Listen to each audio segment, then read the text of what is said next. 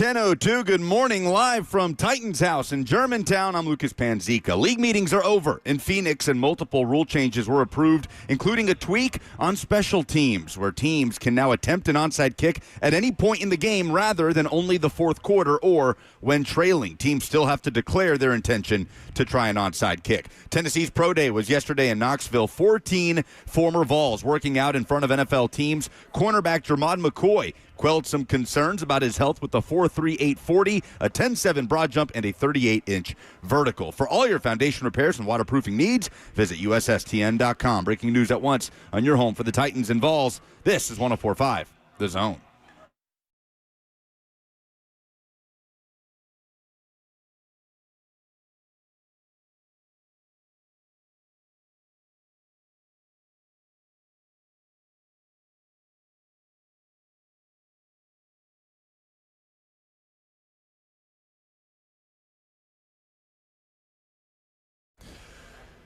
Hello, good morning, and welcome in on this beautiful Wednesday as we broadcast live from Titan's house in Germantown, the new Nissan Stadium experience, a chance to buy PSLs and get a free jersey with it.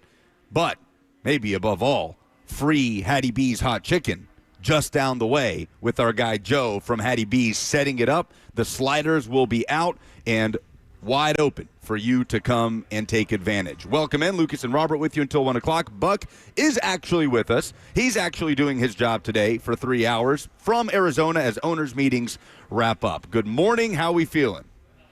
Feeling great. I'm very jealous that you guys have access to Hattie B's. I'm 5 days without. I feel like a drug addict. I've got withdrawals. It's probably the first thing that I do when I'm going to do when I get back. Well, I guess I'm not going to be back until after Hattie B's closes tonight, but I will have some Hattie B's in my future. That is for certain. So has the dust completely settled from league meetings? Is everybody on the way out, good and hungover? Owners, coaches, GMs? Are there any stragglers left in Phoenix? Yeah, there's a few people still hanging around. I think most people are out today. I think pretty sure Jimmy Wyatt was supposed to fly back today as well, but he tried to talk me into a red eye, and I could not justify getting to Nashville at 5 a.m. and then schlepping down there with you all to try and be at my best. So I figured this was the best way to do it, and yeah, for the most part, all the things have been voted on. Roger Goodell spoke yesterday while we were wrapping up the end of the radio show, and we have a variety of at least rule adaptations for the 2026-2027 NFL season.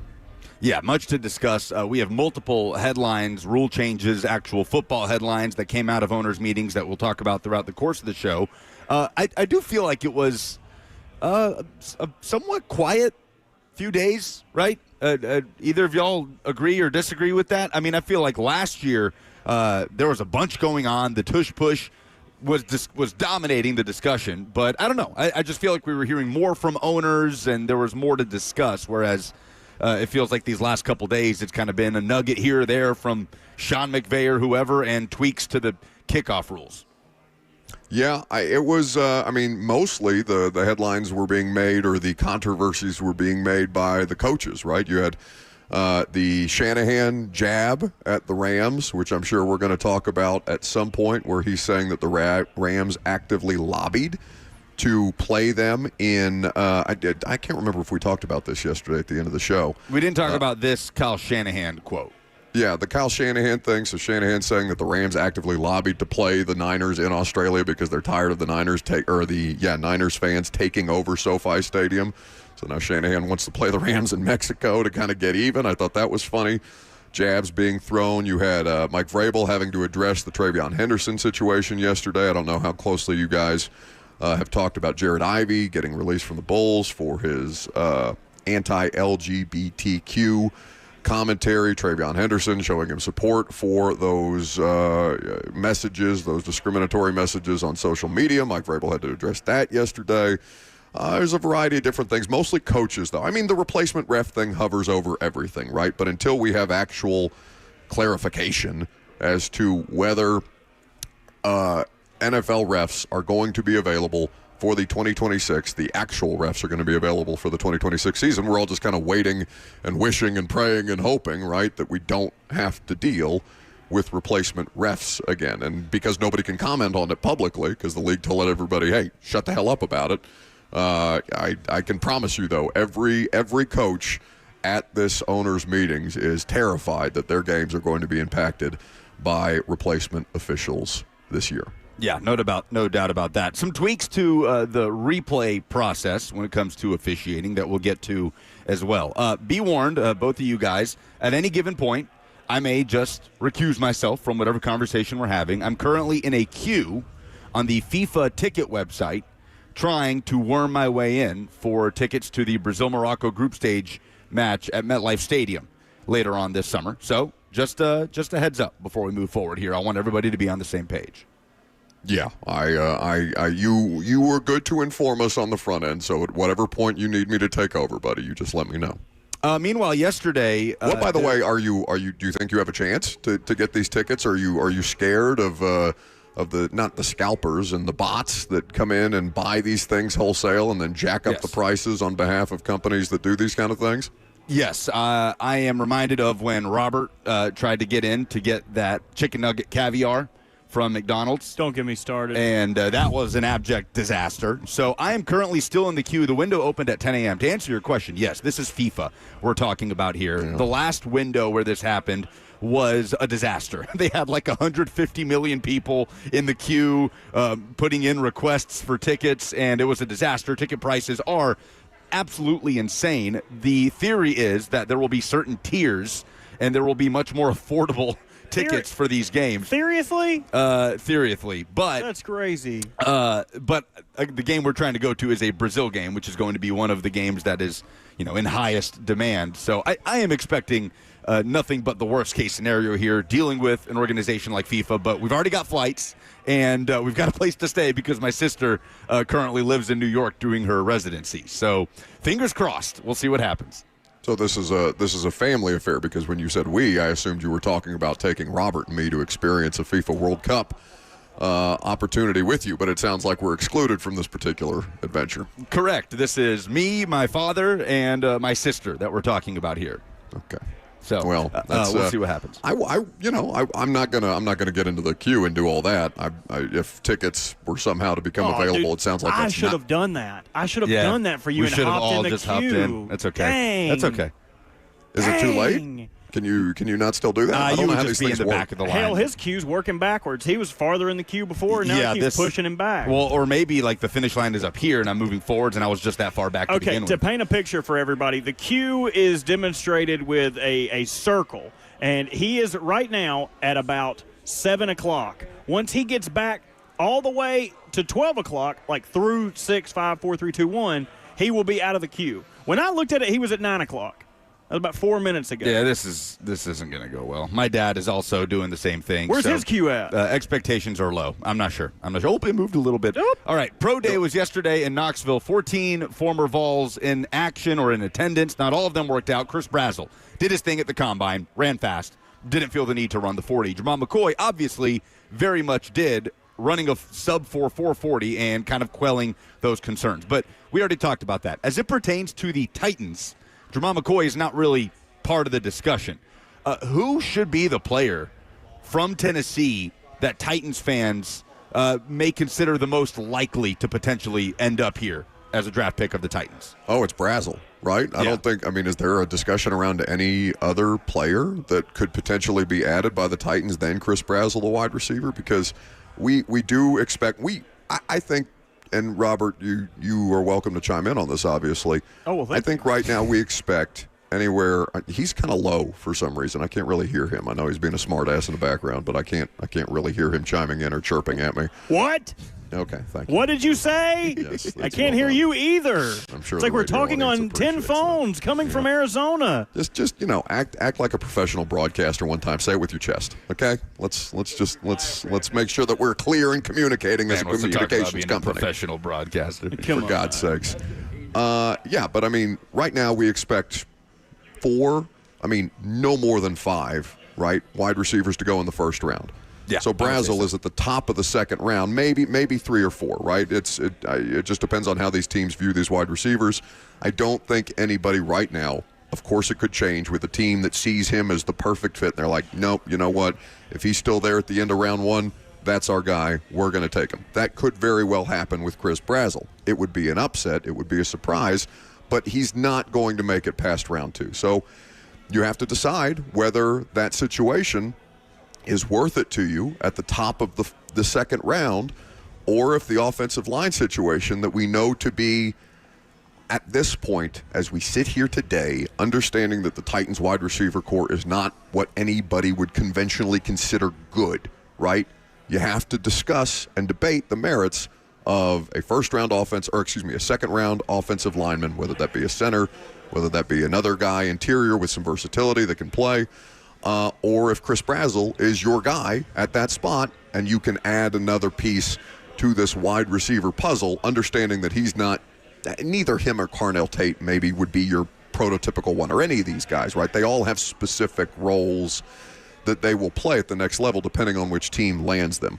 But, I mean, Brazel's a fun player. He's got a lot of upside. I think he's got the prototypical length and speed, of course, that would make him attractive to any of these 32 teams. But at the top of the second round, I don't know. You've got a lot of priorities that you have to address.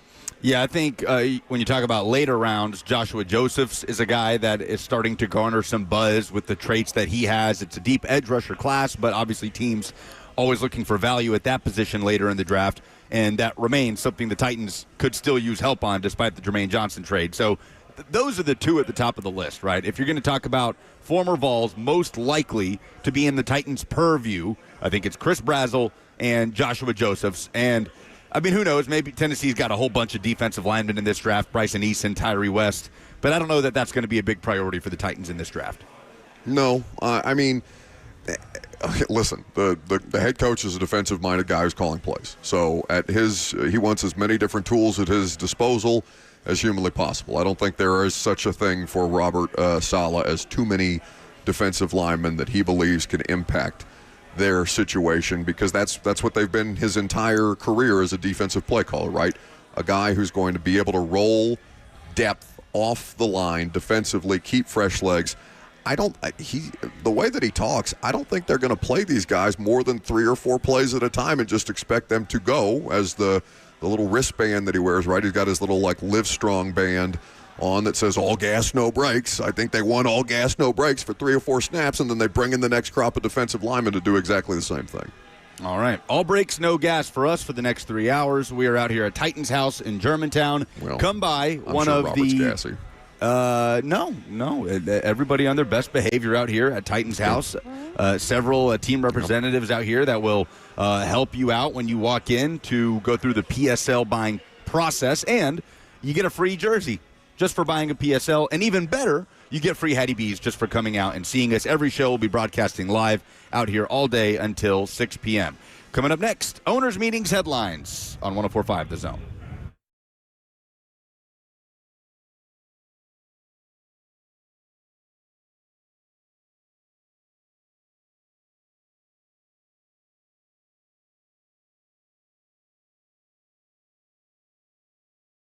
No one wants to deal with a plumbing, HVAC, or electrical emergency. Most of the time, you don't know what it will cost, or if it'll get fixed correctly, or if someone is just trying to sell you something. That's when you call Hiller Plumbing, Heating, Cooling, and Electrical, because the price you're told is the price you'll actually pay.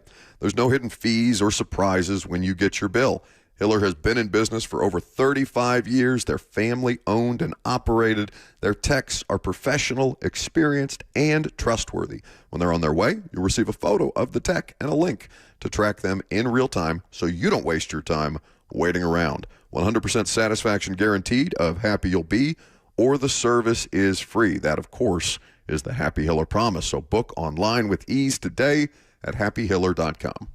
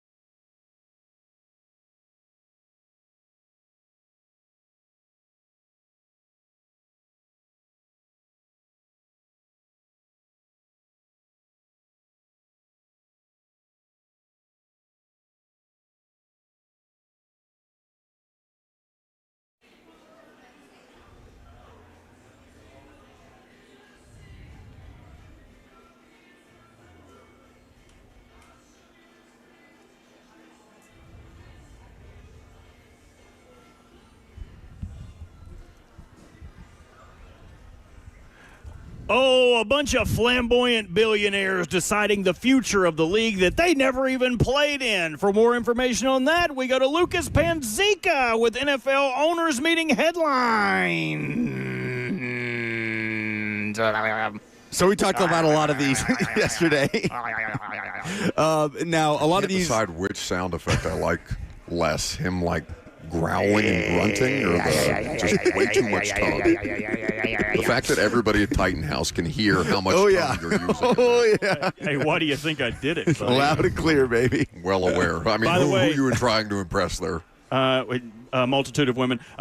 20 minutes left on Lucas's queue. 20 minutes and 44 seconds. Until he gets these they tickets. let me in. Yeah. That are his birthright. They've official. I'm going to get in there, and they're going to be like $2,000 a pop. Fork it over.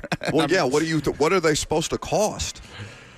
Because it's going to be no less than $500 minimum, right? A ticket. Well, so yeah. The first window was outrageous, and there was a lot of backlash over it, like just audacious. Right, because didn't FIFA say, "Oh no, we have some like $250 tickets for you poors out there"? Right? Yes, that's exactly what FIFA said. They said, "Don't worry." Oh, and so there are certain tiers. And yes, that one tier is the $250 range. That is absolutely the tier that I'm gunning for here. I do not care where I am in that stadium. They can put me up next to the guys that do like the pyrotechnics that you always see, like little shadowy figures walking around at like the highest level of any sports structure. I don't care. I just want to be there. I just want to be there. And I'm going to find out in 19 minutes and 41 seconds. We talked yesterday about a lot of these that went through, like the kickoff tweaks, where you can now attempt an onside kick at any point in the game. You still have to declare it, but it used to be fourth quarter or when trailing. Not really a huge change, but this is probably the most relevant change in terms of on-field stuff that happened yesterday.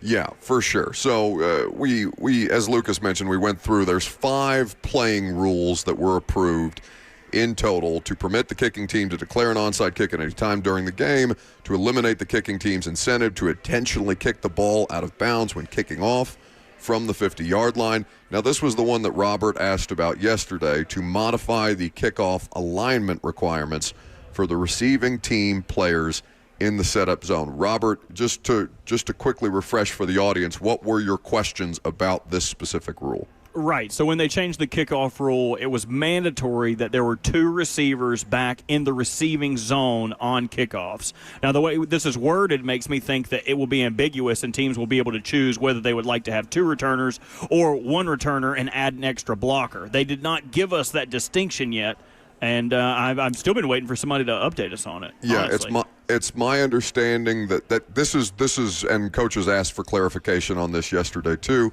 It is my understanding that they are no longer required to have 2 return men in the alignment. So it is up to the receiving team to decide whether they would like to have a split field or a solo returner. Yeah, I think you'll see some official clarification on that, in the coming days or weeks or however long it takes them to put that out there, because that is something that a variety of different people had questions about yesterday. What I would also be interested to know is, like, okay, can they put 3 back there? Like, is the entire return thing up to discussion by the teams? Like, do you have to have the same number of people on the line? Like, do you have to have the same number of, like, the same formation? Like, I just have a bunch of nerdy questions about it. No, and these are all, like, they're not nerdy. They may sound nerdy to the average person listening, but, like, this hugely affects how they coach these things, right? Like, Bones is having to adjust, and every other special teams coach is having to adjust to this year over year over year, and it definitively affects how they're able to rep, how they're able to, because they can't really live practice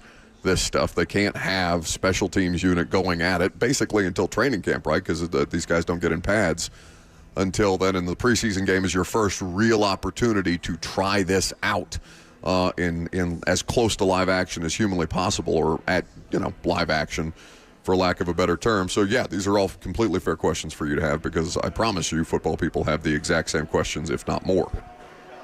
But for fans watching on a week-to-week basis, you can onside kick anytime now. Probably not really going to dramatically change. Well, you can declare that you can onside kick anytime now. Right.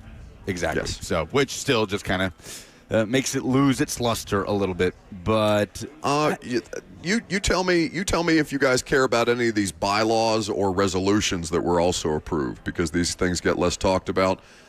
Pittsburgh got something approved to make permanent the change implemented during this season, which that clubs are allowed to have one video or one phone call with no more than 5 prospective unrestricted free agents during the 2-day negotiation period, which we did talk about this year.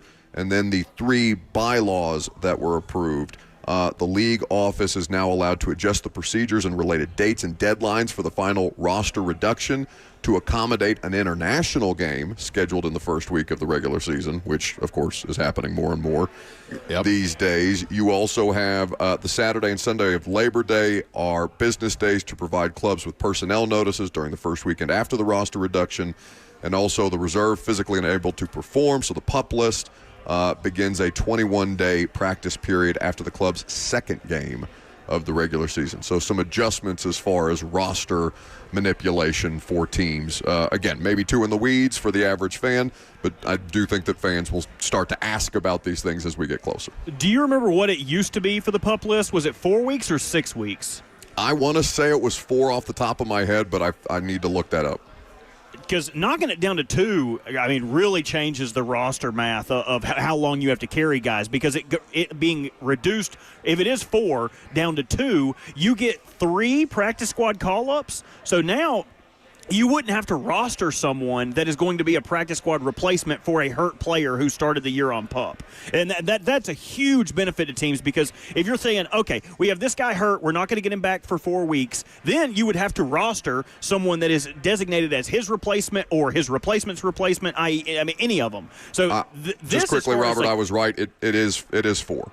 Okay, so 4. Or it was 4. So initial rosters will no longer be impacted by PUP injuries or injuries that happened before the season started. Mm-hmm. So that's kind of big. I mean, they can be if multiple injuries hit the same position list, but I mean that's something that teams have been wrangling for the longest time, like having handshake deals with veterans that you can bring them back after the 53 is made, so you can complete your 53-man roster. That's probably the nerdiest update you've got, and I missed that one. That's a pretty big deal.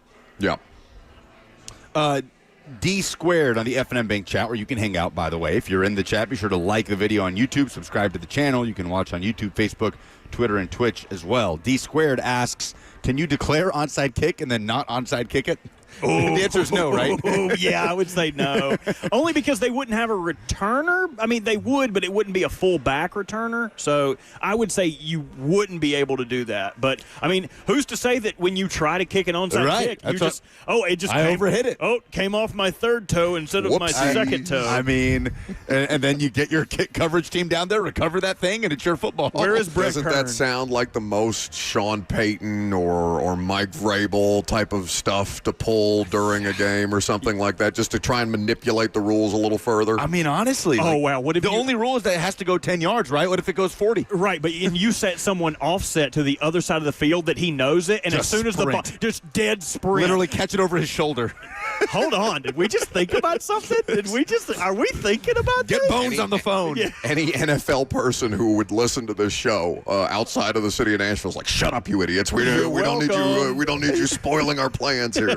We have to pitch that. Okay, somebody write that down. If we have Bones on in training camp, we have to say we have an idea. 100%. We have an idea. Should have Bones on. That'd be fun. Yeah, 100%. I just imagine that Bones has the most interesting background on how he came. We know where he came up and where he coached in the league, but just in terms of what he was doing as like a 15-year-old, I bet he's got like some Kirby-like stories. Well, he used to be a cage fighter. Did you know that?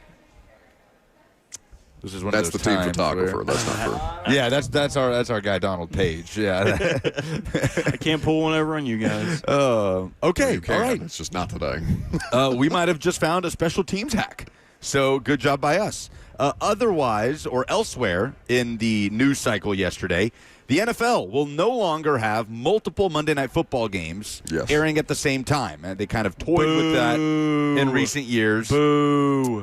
Those extra games will be placed elsewhere on the schedule, including a potential Thanksgiving Eve game, which we already kind of knew about. Adam Schefter suggested that's something that could happen this year. You get a game the day before Thanksgiving, then you, of course, have the Thanksgiving games, and then the Black Friday game, and then I guess there's some left over for the actual Sunday of that weekend. But no dual Monday Night Football games just at the same time, right? So they can still do a doubleheader? Well, or is this just no multiple Monday Night games, period? They've staggered them, right, in the last couple of years where you get like a 6:30 Central Time kickoff and then like a 9 p.m. kickoff or something like that. And so, honestly, I would defer, Lucas, to you and Robert, because I don't get to watch multiple games at once unless I am, the Titans happen to not be playing. I feel like a lot of times they've been Buddy, we're talking about Monday Night Football. You get to watch the games. What are we talking about? Oh, no, I mean, the Titans, those Monday night games, they have been the Monday night staggered game, though, the last couple of years. Not this most recent year, but like the past 2 years, they have been, I think the Dolphins, both of those games have been Monday night staggered games. Am I mistaken right. about that? No, you're right. They have. There's been other NFL action on while the Titans have been playing each of the last 2 times the Titans were on Monday Night Football. Yeah, so if it's you're correct in saying that if the Titans aren't playing on a Monday night, then I have the ability to do that. But more often than not, I don't like watching multiple games at once. So I'd prefer to just watch one game. Like, I feel like Red Zone completely throws me off in trying to follow the thread of any one game, and that's just how I'm used to watching it. Do you guys care about this? Do you want more football on Monday nights? Are they depriving you of something now? Yes. Okay. I do want, and I know other people don't feel this way, but I love the Monday night doubleheaders because you get 2 games on a work day, man. Like, there's just nothing better than, I don't care about staying up till 11:30, 12 o'clock. Don't matter to me. I just want more games. Give me more games, because otherwise they're saying that some of these games are going to end up on Thanksgiving Eve or whatever. But then the other ones that ain't, they're just going to end up in the 1 o'clock window or the 4 o'clock window. It's not like we're getting, I don't know. Give me more football on a day where there's only one football. Well, but again, I think there could still be double headers. They're just saying no more Monday Night Football games at the same time. Yeah, they can't stagger them anymore. Okay, right. Well, staggering is different. Means one after the other to me. Yeah, that's what I said. Yeah. That's what. So they can't do that anymore. That makes No. What they are no longer doing is having 2 games at the same time. When the hell did they do that? No, but they're not. They've never had Multiple 2 games kickoff at the same time. No, but they've had 2 games happening. Kickoffs have. So they're going to stagger it enough that these games don't happen. Because that's what staggering means to me. Like, you have one game start while the other game is being played. Like, to me, this still means there can be a double header, but they ensure that the second game will not start until the first game is over. I guess we'll find out. Kirby has the answer. Kirby says no, it's just 1 Monday night game per week. But again, this just says we'll no longer have 2 Monday night games at the same time. So we'll see. We will see. But anything else really notable? I mean, I do think the replay stuff. The NFL approved 2 changes to the league's replay review system. One is contingent on if replacement officials end up happening this year. And obviously the CBA is up May 31st. The league and the NFL Referees Association are very far apart. The league reportedly has already been in contact with officials at the college level and replacements that can serve during the preseason and regular season if needed. The first set of Tuesday's approved changes create an expansion of authority for staffers in the officiating command center in New York. So that allows them to consult with on-field referees on a wide variety of called and uncalled penalties and other administrative procedures. So basically, staff members in New York could alert a replacement ref if they see clear and obvious evidence of an uncalled foul for roughing the passer, intentional grounding, or an act that would normally lead to disqualification. So I guess this doesn't apply to pass interference. Correct. They can't buzz in and say, hey, that dude interfered. You need to throw that flag. Correct. It's just for roughing, grounding, or anything that would lead to disqualification. And that's an important thing. Now, obviously, we haven't touched on this. I don't know if you have this because we have multiple headline segments today, right? Correct. We're doing the administrative stuff right now. There's football stuff we can hit on in the next hour. Well, this would probably fall under the administrative category. Did you guys see this headline from ESPN and The Athletic of one of the first women to officiate, one of the first female refs, is now suing the NFL for reinstatement and damages? I did see that today. Yeah, and for the audience who may have not, and I'm just reading directly from the news release, one of the first 3 women to officiate an NFL game describes her 3 years at the pinnacle of her profession as a descent into the, quote, grip of a sexist institution, unable to treat a woman as an equal. The woman's name is Robin Lorenzo, cited gender-based scrutiny, humiliation, and open hostility among the indignities that she suffered from 2022 to 2025 as a league official. The NFL has put out a statement saying that she was terminated after 3 seasons of, quote, documented underperformance. So, okay, that's out there in the world. Interesting. And that is a big piece of this negotiation.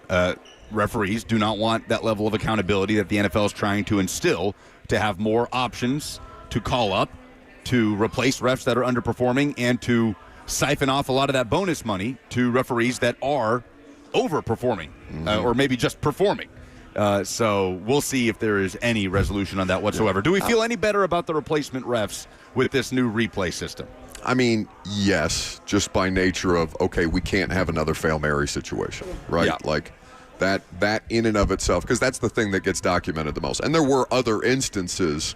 Again, this is more than a decade ago, so it's been a while since we've had to think about it. But there were other instances of just blatantly missed calls during that time period. But that's the one that comes up more than anything. All right, are you getting your tickets? I see you hopping around like CJ. 10 seconds. We're waiting. 10 seconds? Yeah. Wait, hold on. 11. Now 10 seconds. 9. 8. You're going too fast. 6.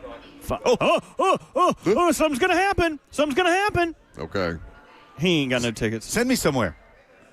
Ready to access? Yes, I'm ready to access. Oh, yeah, please Okay. let me access. Oh, are you sure you want to access? For the audience that doesn't know what's happening, Lucas has been waiting in an online queue for World Cup tickets. He's trying to go to the Sign-in code. I don't have a sign-in code. Oh, you just got. Oh no. Oh no. What email did you put in? No. buddy? I got it. Okay. He got it. He's got it. No, He's got it. I'm pulling up my email. I didn't know they were going to send me a sign-in code. They didn't say anything about a sign-in code. No one said anything about this. I got it. This could either be a moment of great joy that the audience is getting ready to witness on Zone TV, Facebook, YouTube, Twitter, and Twitch, or wild disappointment from Lucas. I am a Oh my fan God! of- What you guys don't see is they're making Lucas fill out this long form that's like a survey. security number. everything. What was your first dog's name? What was the street you grew up on? What's my your, zip code? What's my zip code? What's your mother's maiden name? Like they're really trying to get freaking all of it. This is probably how you got joke, hacked. but your zip code, you not knowing your zip code would be the most believable thing in the world. Okay. Confirm. Yeah, I confirmed that I'm 18. Oh dear God. Debatable. Oh God! I hope you get these Okay, tickets, hold on. buddy. I really do too. I'm going to go through all this just for them to be like, that'll be $3,000, please. I feel like you keep saying that, hoping that they are that much. No, I don't. Yeah, so I don't. Yeah, I hear what you're saying. And you're like, oh, it's actually only $1,700, baby. Brazil, Haiti. Don't you want to give me some money for these tickets? Brazil, No, Morocco. that's you. I'm not hot about it. I do that to Cheyenne not all the Brazil, time. Scotland. You remember when I made dinner like 3 weeks ago, baby? Don't you want to let me buy these tickets? They don't Only even- $1,400. Oh, they're not even selling his game. They don't have my game. What do you mean they don't have your game? They don't have Brazil, Morocco. There's Brazil. Yeah, against Haiti. Oh, we would So- destroy them. What's the difference? Just where it's being played? Yeah, maybe they don't have it. No way. They don't have it. So They we have get no both. resolution. They have 2 of the 3 Brazil group stage games. Don't you just hate it when they Not now, Kirby. You turned your microphone on just for that. Get out of here. The other Get outta 2, here. their games against Haiti and Scotland are there, but say limited availability in Miami and in Philadelphia. They don't have the game at MetLife. We got to get somebody on the phone. This is ridiculous. Yeah, good luck. I just waited in a daggone What do you think 40-minute FIFA's queue. customer service is like? Like what's that the video of the woman like calling the cops, like crossing her arms. Lucas It's is gonna be me on screenshotting. hold with FIFA. He's screenshotting this frivolously to send to somebody. I'm sure this was terrible radio for the audience. Well, All for there to be no payoff. Not only did we just do a bad segment, but I there's just no sat there payoff. for an hour. par for the course. Yeah, that sounds For about an right. hour, I sat there. Oh, you might as well buy one of them tickets. Well, I'm just curious now what they're going to tell me. At this point, the listening audience is rooting against you. They have tickets for $300. I would pay $300. I know you would, buddy. Okay, why don't you just buy some tickets and then sell them back to people? Do the thing that we're hoping didn't happen to you. No, that's it. That's it. No, it's not it. Don't give up. Don't give up. If you out there in the audience, Why don't you just go to break and figure this out during the commercial and tell people what we have coming up next? All right, get out of here.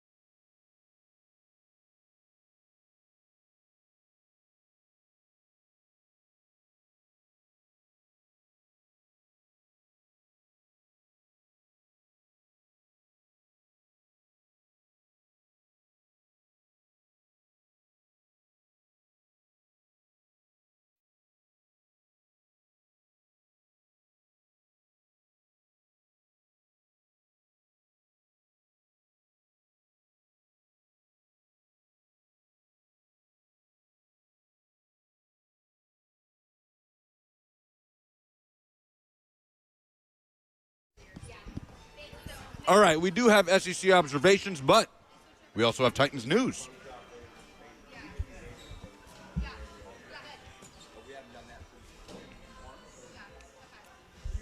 From Adam Schefter, the Titans are signing former Commanders free agent wide receiver KJ Osborne to a one-year deal. So Mike Borgonzi and co. adding to the wide receiver room today.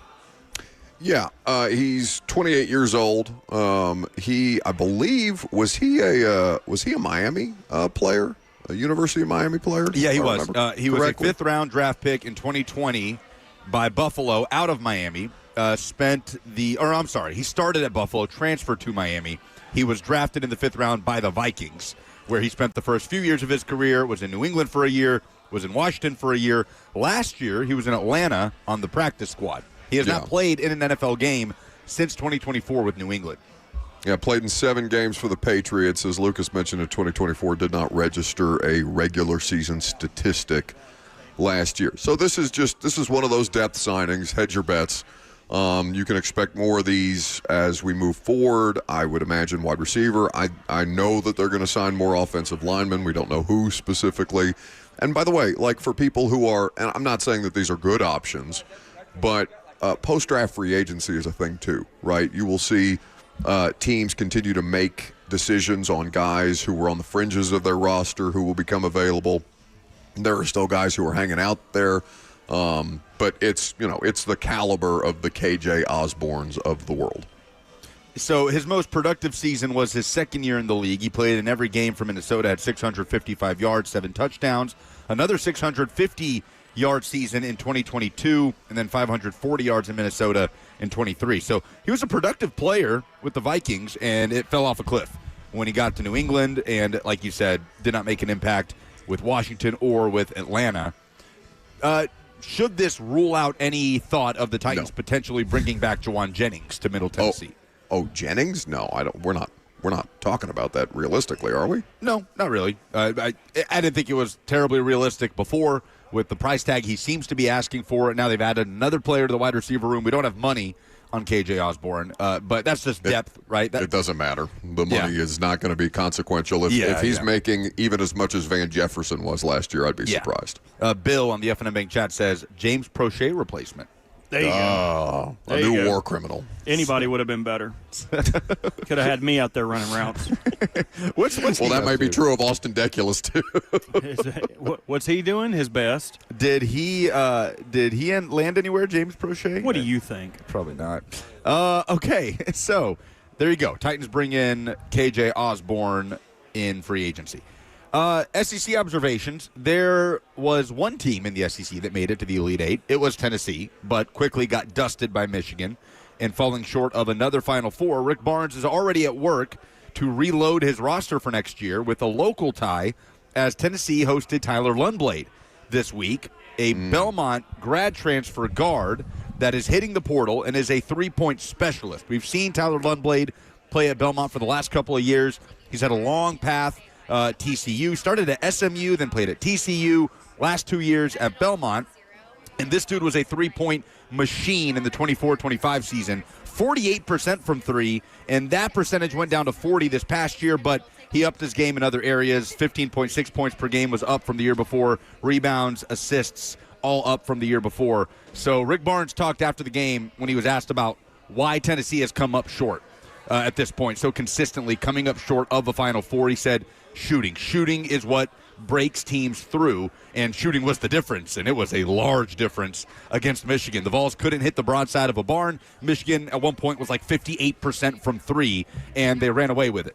A lot of the other underlying numbers were pretty even. Tennessee just couldn't hit a shot. Michigan could. And so they bring in one of the best three-point specialists in the country, and Rick Barnes is going to have a whole lot more work to do. It's not official. He hasn't committed to Tennessee, but if he can't secure Tyler Lundblade, it would be a big step in the Vols' quest to break through to a Final Four. They were shooting what? Just a little over 33% from three this season. Tennessee, is that right? Oh, let me see what the kind of team stats were on that. In the SEC, the best three-point shooting team was Arkansas at 38%. You're right. Tennessee was 33.4% from three, which was bottom half of the league. Yeah, I mean it's just not it's not really a big part of, or it wasn't last year, right? It wasn't really a big part of their game. So how somebody like Lundblad, who you and I have obviously seen a great deal of at Belmont over the course of the last couple of seasons, he's been a really, really high-level player, how he would adjust to going back to Power 4 competition in a more meaningful role. I'm not familiar with what Tennessee has incoming as far as the basketball team goes. Where does that rank? I would imagine that you can't ever have enough quality shooters, and that's what he is, right? He's not just a volume guy. Yeah. He's just genuinely good from beyond the arc. So as far as Tennessee's recruiting, I'm not familiar. I defer to you, Lucas, on that, but I don't think that they would be. They could find a lot worse options than Tyler Lundblad.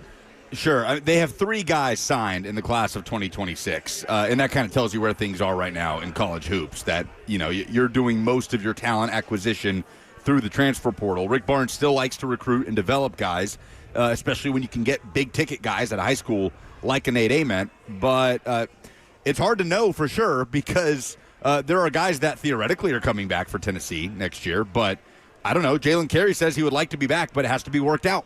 His compensation has to be worked out. The same goes for Amari Evans and all of these guys that are going to have other options. So I could sit here and say, yeah, you bring back Jalen Carey, you bring back Amari Evans and Ethan Berg and all these guys, but I don't know that you do. That's kind of the state that we're in right now. I know for sure that Gillespie's time at Tennessee is up, hugely impactful for a year at Tennessee, but he's one and done. Eligibility is exhausted. Nate Ament's time theoretically is up. Maybe we have a little conversation tomorrow about the possibility of him coming back. Nobody's talking about that. Stop it. Maybe I just started talking about it. But pretty sure Austin Price was talking about it. Austin Price just kind of gave you just never say never. Nate is a kid that was always favored to go pro. It was always thought to be a one and done situation. Probably still is. But especially wasn't their whole recruiting pitch predicated on making sure that he could have the best role at Tennessee, so that would prepare him for the opportunity to play pro next year? Well, we could prepare you for an opportunity to play pro for another year. One person does not make a conversation. I appreciate your efforts, though. Yeah, but what if he just came back and refined his skills a little bit? Put on some weight. Yeah, stay, have a healthy season. Make a few minutes. Listen, I would love it. I'm actively rooting for you to have a better basketball team, and that Nate Ament be a part of it. I would love to see that because I love good college basketball. Tennessee's a really good college basketball program. They'd be excellent if they were able to keep Nate Ament. You would talk about them as one of the, very, very premature, but you would talk about them as one of the favorites in the SEC next year if Ament came back, regardless of who else is around him. Yeah. Right? Yeah, no, for sure. He would be one of the favorites to be SEC Player of the Year and a big chance to really take a big leap in his game. But, yeah, Tennessee's going to have a lot to address. It's going to be another transitional year, right? I feel like gone are the days where Rick Barnes has the luxury of 4th and 5th year seniors that have been at his program the entire time, like Sakai Ziegler and Josiah Jordan-James and Jemai Meshack. He is more fixed in the current reality of college basketball now, and he did a really nice job with it this year when it mattered most, right? They didn't reach their ceiling at points during the regular season. That talent probably should have been better than a 6 seed, but in the end, you got to an Elite 8. You got to one game shy of the Final Four for a 3rd consecutive year. So a lot of things to address. Felix Okpara on the way out is also going to be a huge miss. I think he's the best big man of the Rick Barnes era. Like when you're talking about a true post player, like Grant Williams was an excellent post player, 2-time SEC Player of the Year. But I'm talking about 6'11" rim protector. You know what I'm saying. Felix Okpara was hugely impactful for Tennessee this year in playing inside out and what they did defensively. So a lot of work to be done, and maybe Tyler Lundblad is the first piece of the puzzle.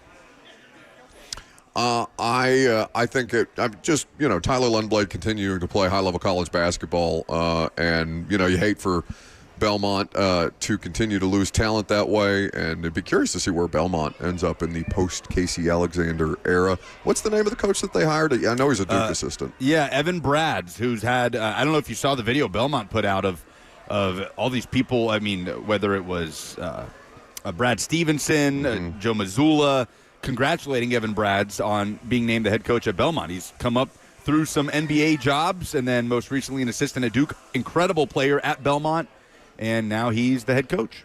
Wasn't Lumblade the name of the manager from Office Space that was like, I think I need those TPS reports? He's like, I don't really work on it was Lumberg. Excuse me. Lumberg. Bill Lumberg. Y'all all said no so quick when I was that close. Y'all are the worst people to share your dreams with.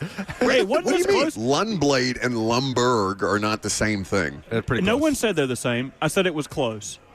You need to watch your tone, buddy. You're going to come back you to a can't house. turn me off today. That's in the hands of Zach, cut him off. Zach. Cut him off. It's Zach, too late. Do we have anything to give away for the dumbest thing in sports this week? We do. We have 2 tickets to the Eagles. Whoa! Ooh. These are highly sought after tickets. If you go try to get these tickets online, they're like over $1,000. They are a highly sought after ticket. Dang. Yeah, The my Eagles. mom bothers me consistently about trying to finagle her tickets for this. I won't do it because they belong to the listeners. 615-737-1045, a man of honor. That's the number for you to call in and give us the dumbest thing in sports this week. The best submission is headed to First Bank Stadium May 9th to watch the Eagles with Tedeschi Trucks Band as the opener. Incredible opportunity. 615-737-1045. Dumbest thing in sports is next.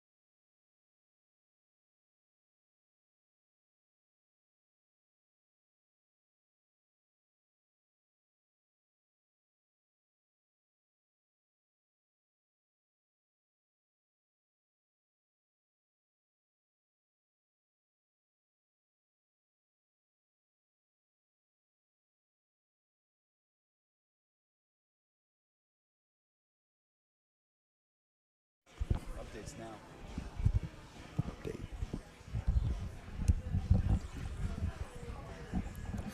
11:02. Good morning. Live from Titans House in Germantown, I'm Lucas Panzica. The Tennessee Titans have made a signing. According to Adam Schefter, the Titans are bringing in free agent wide receiver KJ Osborne, who was last with the Atlanta Falcons practice squad in 2025. He has not played in an NFL regular season game since 2024 with the New England Patriots. Meanwhile, owners' meetings are wrapped up from the week in Phoenix. Multiple rule changes approved, including a tweak on special teams. Teams can now attempt an onside kick at any point in the game rather than only the fourth quarter or when trailing. Teams still have to declare their intention to try an onside kick.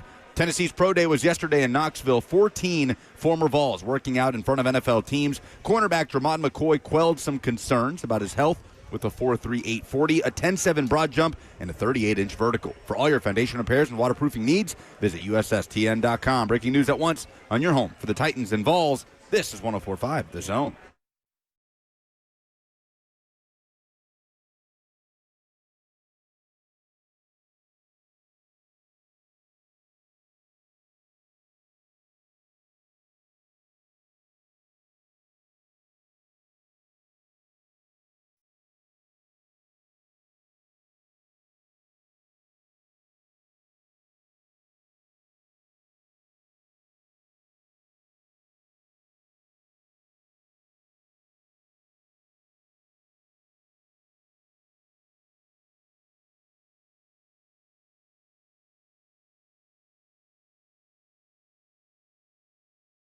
One 737-1045 is the number. The best submission is headed to see the Eagles at First Bank Amphitheater on May 9th.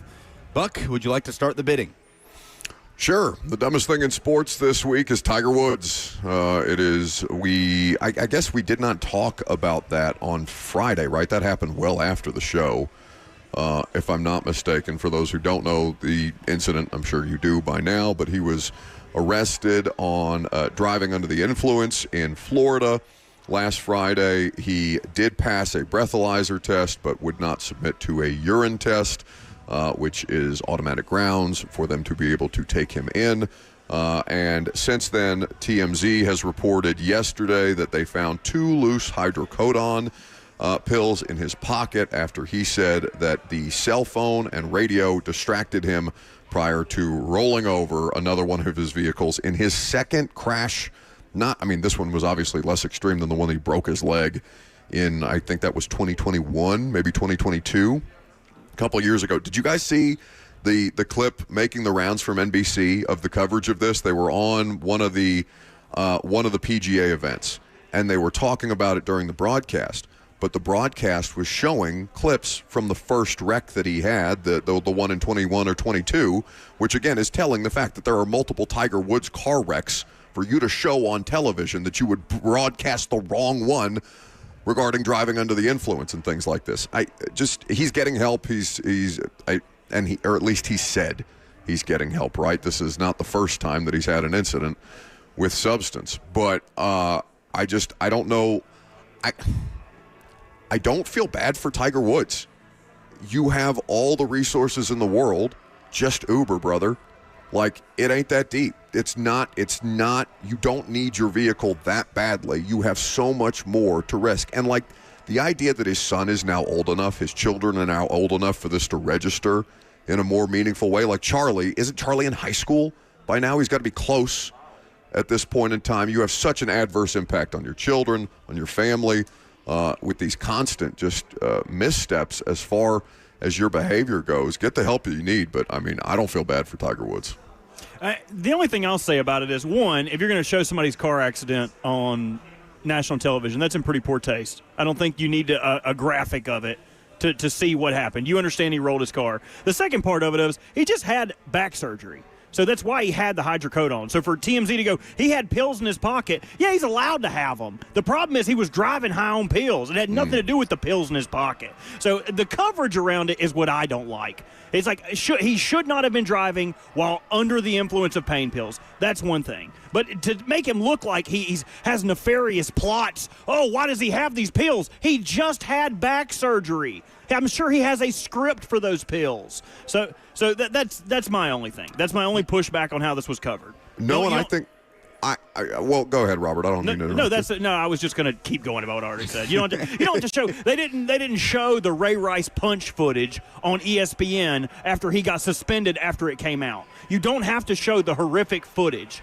Like, we get it. We understand. He wrecked his car. They didn't show the elevator footage on ESPN? They did not show it. No, you had to go find it. They're not going to show Ray Rice punching a woman on television. God knows they showed Jeff punching a woman.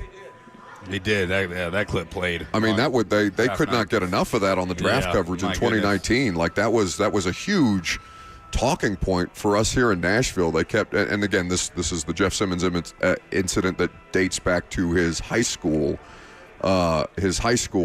issue. He'd never had an incident in college. Obviously, hasn't had one since he's been in the pros. But he was defending his sister, right? That it kind of got into a family. Yeah, his sister was in a. That was in poor taste. No, it was. It was absolutely in poor taste. I think that the visuals of the car wreck are fair game, right? We do show car wrecks on TV. I do think that the point that you made about him having, I think it's his 7th back surgery or something absurd at this point, I do think that's a fair point for you to point out about the pills in his pocket. He does have a history of substance abuse, which is why the pills are worth documenting in this particular situation, because ultimately that's why he declined to take the urinalysis. Right. Yeah. And he did put out a statement, like you said, saying, "I know and understand the seriousness of the situation, stepping away for a period of time to seek treatment and focus on my health." Tiger Woods, once again. I mean, it's like deja vu when you get those kind of notifications. All right. Multiple choice. Do you want my dumbest thing in sports that involves the Jets, the Browns, or the Italian Football Federation? Italian Football Federation. Yes, I would like Italian on Italian crime, please. Yep. Yesterday, Italy, in a playoff for a spot in the World Cup 2026 in the United States, lost in penalty kicks to Bosnia after taking an early lead and then going down a man with a reckless red card and then losing in a penalty shootout. For the 3rd consecutive cycle, Italy will not participate in a World Cup. To put it into context, Italy had gone 60 years without missing a World Cup prior to that and had won 4, which is second most on the planet. Once thought to be an elite soccer power, it is no longer the case, and the definition of insanity is doing the same thing over and over and expecting different results. It's just been, let's run it back, let's run it back, let's run it back now for 12 years and what will be 16 years before Italy is back in the World Cup. And when you talk about a national disaster on the sporting scale, yeah, make sure you clarify that. This is as deep and as bad as it gets. And like Robert, if nobody comes in to stop me, I will just keep going. That's the dumbest thing in sports this week. I think that's fair. Do you want to submit your we can go long here. Do you want to submit your secondary dumbest thing in sports? By the way, 615-737-1045 for the opportunity to win Eagles tickets. We'll get to your phone calls in a second. Aaron Glenn saying that Geno Smith is going to lead the Jets to the promised land. Oh, Jesus Christ. Just poor Jets fans. We talked about it a little bit yesterday. And Todd Monken missing the picture, the photo op of all 32 NFL coaches, 31 in this case, because he was getting a haircut specifically for the photo op. Yeah. We talked about that last night on Primetime. I don't want to say that it's the most Browns thing ever, because there's a lot of moments that you could cite that are greater infractions than Todd Monken missing a picture. But the fact that he was missing the picture for the haircut that he scheduled to get the picture is just, it's unbelievable. Like, Browns fans just have to throw their hands up in the air and be like, whatever, man. You know? That's something you would do, right? Me? You know that, yes, you would be late to something that we were doing because you were getting a haircut. You know that's something you would do, right? Oh, yeah, for sure. No, I've done it. Just so we're clear. That's all. Yeah. All right. Just to the phones. Zach, who are we starting with? Oh, Robert doesn't have one? No, we were just tight on time. Okay. We got Jim in Murfreesboro. Yeah, Jim. Hey, well, Buck already took it with the Tiger Woods. But what I wanted to say was he said he didn't want to hire a driver because he wanted to protect his privacy. And his privacy is shot. With the guy would roll a Chuck E. Cheese arcade game. So I took him because it was low-hanging fruit. That's my dumbest thing in sport. Yeah, it's fair, Jim. Thank you for the call. Remember to stay on hold for the opportunity to win those tickets. It's just, I mean, that's not a justification. Plenty of famous people, and Tiger Woods is super famous, but plenty of high-profile people have drivers. If you don't trust the people that you're hiring or the people that are hiring for you, that's an internal problem that you have to resolve. But the excuse cannot be, I'm scared that my driver is going to sell me out, and instead I'm on my pain medication driving a vehicle, shouldn't be operating the vehicle while on pain medication, and I flip my car again. No, yeah, make no mistake. That's an insane excuse for driving while high on pain pills, especially after the history you've had with situations like that. Protect my privacy is crazy. Crazy. Who we got next, Zach? We got Tony in Nashville. Tony! Hey, what's up, guys? How you doing today? Happy to throw this in here. My dumbest thing in sports this week is going to be going to the Elite Eight matchup between Illinois and Purdue, where we had a buzzer malfunction that literally lasted so long that they had to cut the radio back to the studio so that the listeners wouldn't have to hear the buzzer. And also players had to warm up, per se. They were shooting on the court. This is during a live match. I'm going with the buzzer malfunction with the Elite Eight with Illinois and Iowa. It's really good. Didn't this just happen in like a Pistons? Didn't we talk about this, a Pistons game or something like that? It happened in an NBA game, and then the Illinois game got delayed because of it. Oh, we got a little breaking Titans news. Got a little breaking Titans Zach, news. do we have the Laser Light Show? Oh, this is a big one. Oh, you're going to be so happy. This is a Laser big Light one. Show. Zach, where's the Laser Light Show? Quick, fast. Breaking Titans news on 104.5 The Zone. Bing, bing, bing. Boing, boing, According boing, to boing. Jordan Schultz, the Titans are signing quarterback Henden Hooker, who returns to the state of Tennessee. So now it's Henden Hooker, Will Levis. You can't say they spat in your face anymore. Oh, you got both of them from the 2023 draft. It's Mitch Trubisky. It's Cam Ward. What a collection of quarterbacks on this football team. Unbelievable. Full circle, man. Levis and Hooker circle. on the same team. Jesus I think Christ. he was with one on draft night. Who would have thunk it? What'd you say? Nothing. That's incredible. All right, I mean, what do we do here? This is not like actually real quick, impactful on the field, but for Real our quick, who's had the better pro career, Lucas? Which one's had the better pro career, Levis or Hooker? It's been Levis. Correct. Absolutely correct. It's been Levis. God, what a mess. I mean, do we keep taking calls? We still have these tickets to give away. Yes. Yeah, let's take it. How many more do we have, Zach? 2. Okay, let's take Who we 2 got? more. That's fine. We have Trey in Lebanon. Trey! Okay, go ahead, Trey. Robbie! Hey, can I change my submission to the Henden Hooker signing? Well, certainly, because we haven't heard it. That's fine. No, the dumbest thing in sports, I think, by far has been the MLB umpires in their opening week. C.B. Buckner in particular, he just, I mean, a blatant call, if you haven't seen it from last night, a guy stepping in the middle of first base and saying that he never touched first, and then calling him out and making him use a challenge. And then the Red Sox and I forget who they were playing, a Red Sox game, an umpire lost count of the count, and it affected the game also. So the MLB and their umpires, especially C.B. Buckner, are my dumbest thing in sports. Yeah, I didn't see the C.B. Buckner missed call live, but I was reading about it this morning on The Athletic. And apparently in this very, very early start or, early on in the MLB season, he's had a couple of just egregious missed calls in a big spot for an umpire. So not strong, the state of officiating in any sport, but baseball's had some pretty blatant ones here in the last couple of weeks. Who's last, Zach?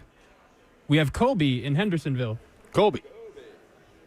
Hey, good afternoon. There's a lot of good ones this week that you guys have already mentioned, but I'd have to say it would have to be the Boozer turnover there for Duke to put UConn up by the Mullins 3 at the end of the game. Yeah, man. I think that might be my pick. All he's got to do is hold the ball and get fouled, and the game's over. It's a crazy misstep by a really good college basketball player. What up, but I T-Rack? think that's my pick.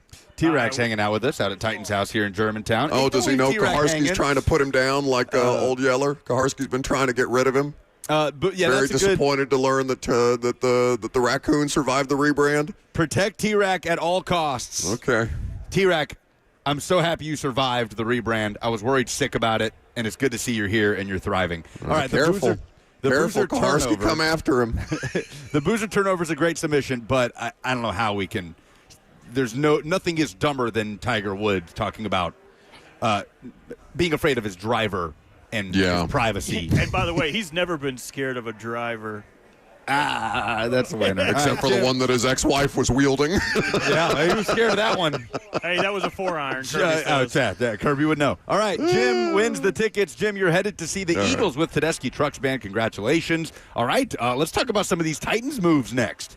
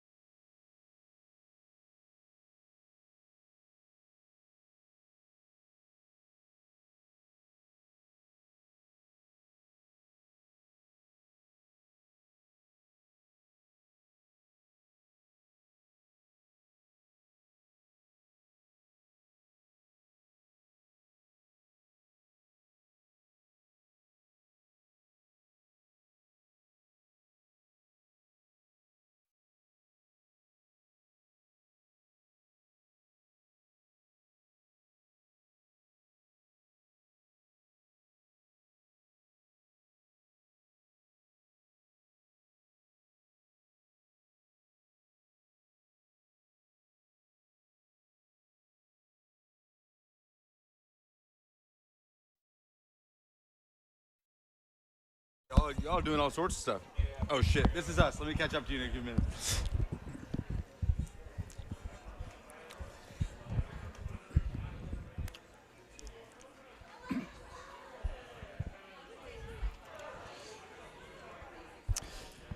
Buck, you have to introduce it.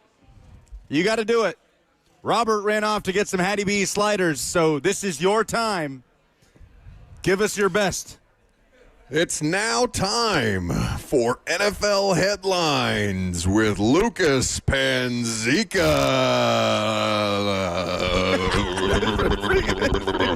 Oh, you motorboat dude. You little motorboater, you. How about that? Pretty good, man. Oh, that's awesome. Okay. The Titans have signed Henden Hooker. Not an April Fool's joke. Not April Fool's. The Titans have listened. They've done it. They're bringing Henden Hooker in, and he joins a quarterback room made up of Cam Ward, Mitch Trubisky, and Will Levis. Oh, the serendipity of it all. Honestly, this could not have happened in a funnier circumstance, that Henden Hooker does end up a Titan a few years later when they have a number 1 overall pick there, and Will Levis is there probably just to be cut, and that he comes in with Will Levis on the back end of the QB depth chart. It's so good. I mean, just unbelievable.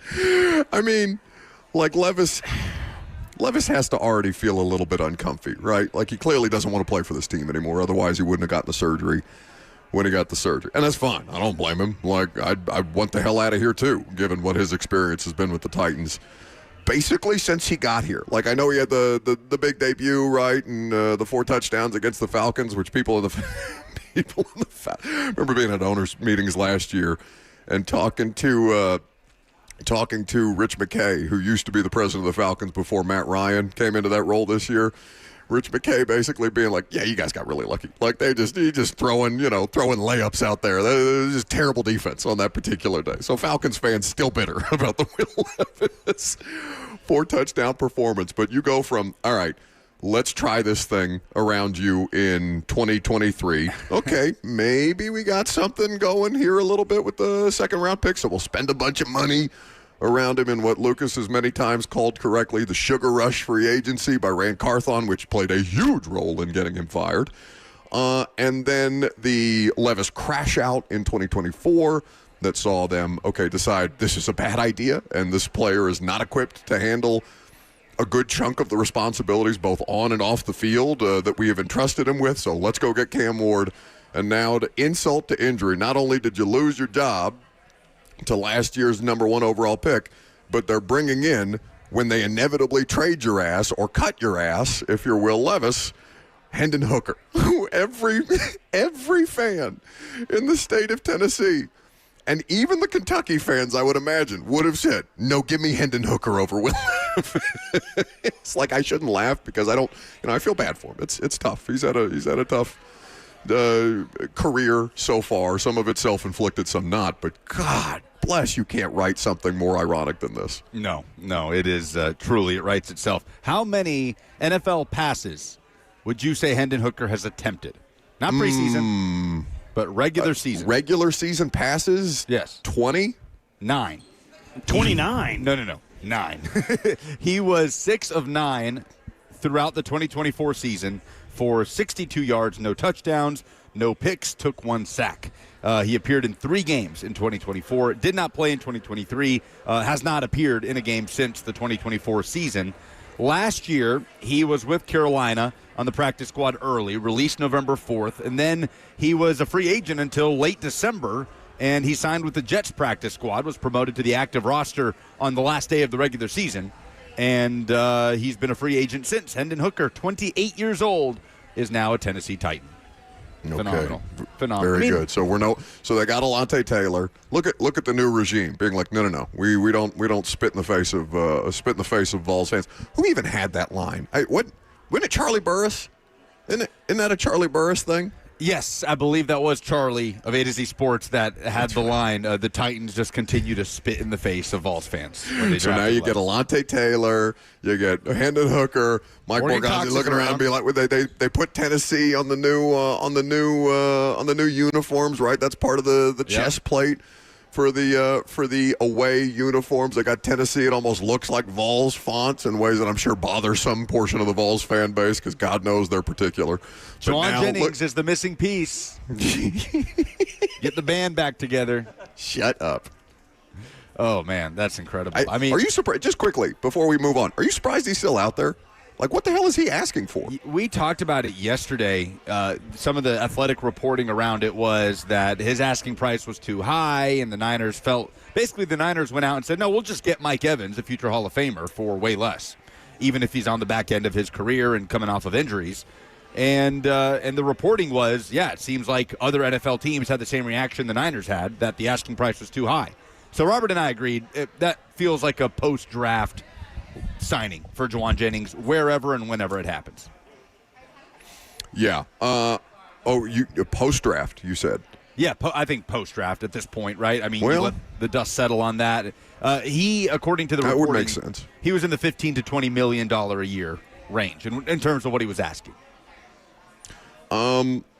Given what you just pointed out, I think that, teams are going to plug holes where they can with the KJ Osbornes of the world, just bottom of the roster, depth churn type of situation, get through the draft, and then, And at that point, Jennings won't have the kind of leverage that he has right now, right? I mean, he doesn't seem to have enough leverage to get the kind of deal that he wants, but they can get him at a more pliable price or more feasible price for whatever NFL teams are still interested in him. And I'm sure he has plenty of teams that are interested in him, but maybe just not at that particular price point. I think if you're getting Juwan Jennings for a $12 million AAV, I think that's a great deal for a guy that did have a good, solid impact on the Niners offense that kind of gradually improved during his time there.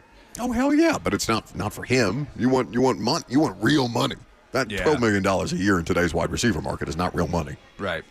We know the Titans signed KJ Osborne, the free agent wide receiver, adding depth to that room. Elsewhere around the NFL headlines, Mike Vrabel still not dismissing any A.J. Brown talk. And, he's speaking in very generic terms, talking about anything we can do to strengthen the roster, we're going to try to do. But how long is this going to continue on, this buzz about A.J. Brown reuniting with Vrabel in New England? Post June 1 when they do it. When they do it, you say? I'm convinced. I'm so convinced that this is that they already got Byard.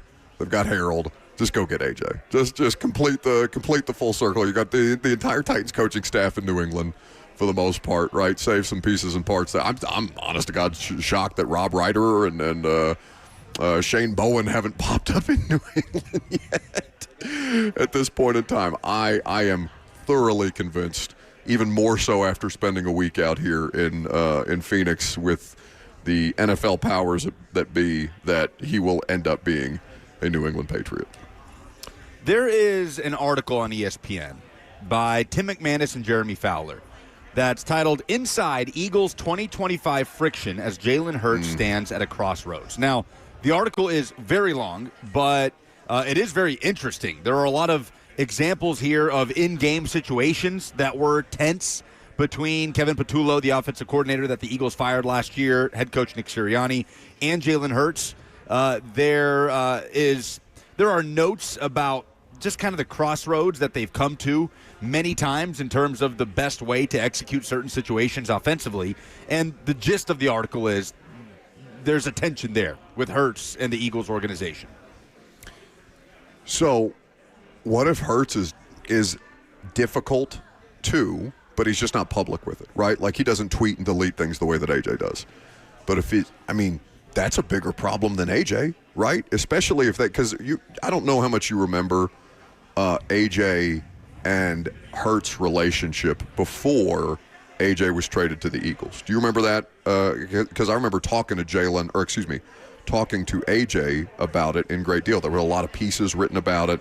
The fact that they were training together. Did they come out in the same year? Were they the same draft in 19? No. Hurts was a 2020 draft pick. Yeah. Okay, so Hurts was after.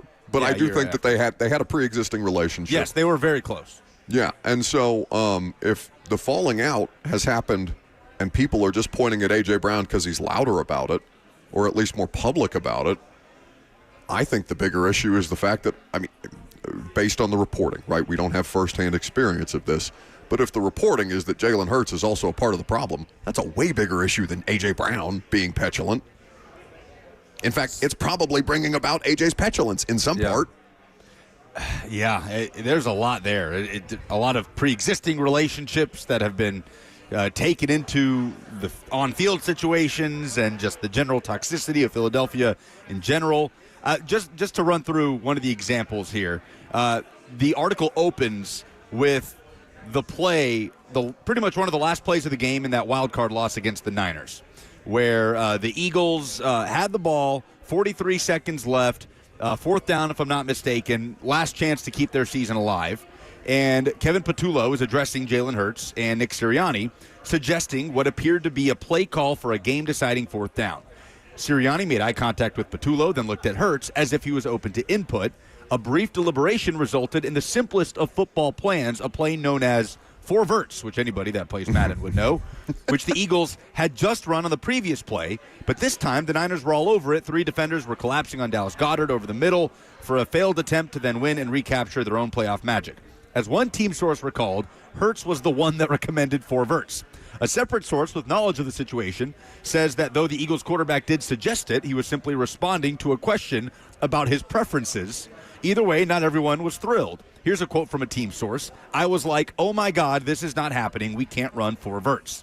Though it's unclear what other plays were considered, if any, Sirianni ultimately approved Hurts' suggestion. Within seconds, the plan and a premature off-season vacation was in motion. Like the he said, she said over who ultimately decided to run four verts on back-to-back plays in a sequence that ended their season encapsulates perfectly the toxicity of the Philadelphia Eagles. Well, and that's the thing, right? Because of the situation that they're in. Because plenty of teams will run the same play multiple times throughout the course of a game, especially if you're having trouble stopping it at that point. You will see coaches or offenses repeat plays on maybe not the very next play, though it happens, right? It's not outside the realm of possibility.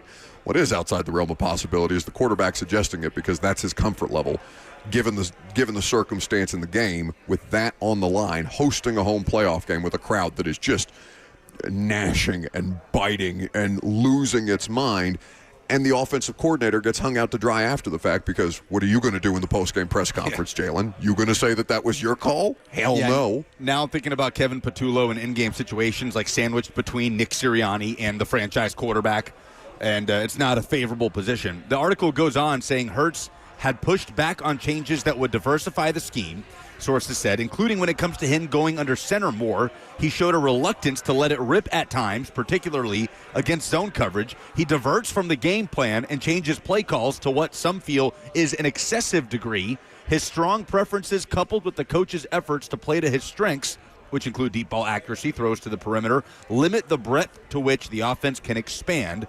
And then even later on in the article, somebody says that Hurts needs QB coaches who will, quote, check him, believing that he has had too many yes people around him. Well, that's something that was pointed out about the hires that Philadelphia makes, right? Because if you promote internally from that Philadelphia coaching staff, and they've done this a couple of times, right, they haven't worked. Because you've got, to your point, Lucas, Sirianni breathing down your neck, especially if he knows you and he hired you in the first place and gives you a promotion. He's going to feel more entitled to be able to give you whatever feedback he's entitled to give you versus, let's just say, Kellen Moore, for example, who was essentially hired as a mercenary to come in there in the Vic Fangio, the Kellen Moore hiring cycle. We're going to say, all right, Nick, your previous coordinator decisions didn't work. We're going to step in here and give you two guys who we know to be good at their jobs, but you got to let them do your job or do their job in that particular situation. And the other part of this is, and this is really at the crux of this, and I'm not saying that I would defend A.J. Brown's behavior at every turn, because I do think that A.J. can handle situations better than he does a lot of times. Even when he was here, he had some of this. And in fact, more because of how young he was in his career. But A.J. Brown gets labeled as what, Lucas? The diva wide receiver. Diva. And so Jalen Hurts, just because he's more mild-mannered and we don't see the behavior on social media, Jalen Hurts is not a diva, even though this all sounds very much like diva behavior to me.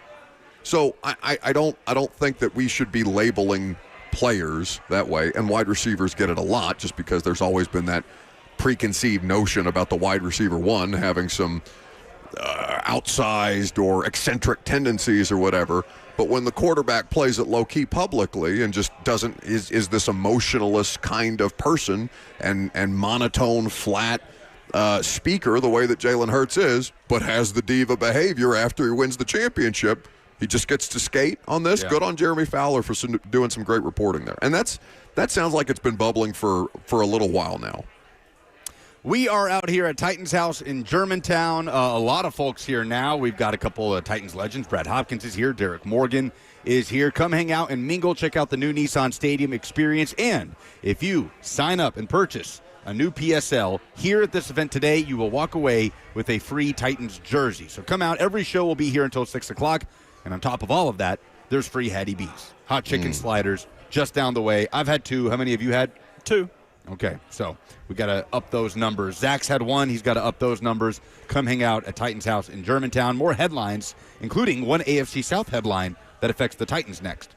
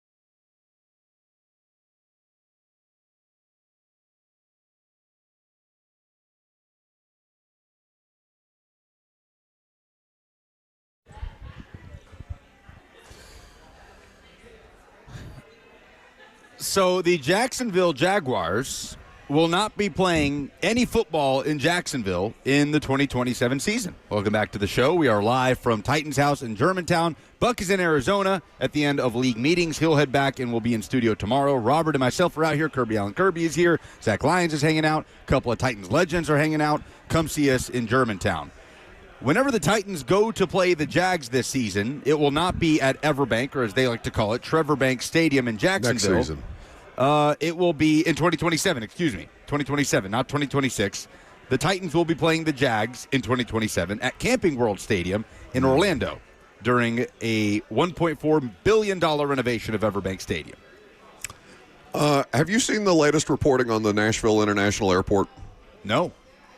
So you know that obviously for anybody who's in the listening audience or has been through the Nashville International Airport, if you have flown into Nashville and you're listening to us outside of the listening area, the FM listening area, you know that Nashville's airport has undergone significant renovations in the last couple of years. Lucas, I got an email today from a couple of different news outlets that I follow that Nashville is getting ready to close its airport lobby again for an additional $40 million renovation to the new lobby that just opened up in 2023.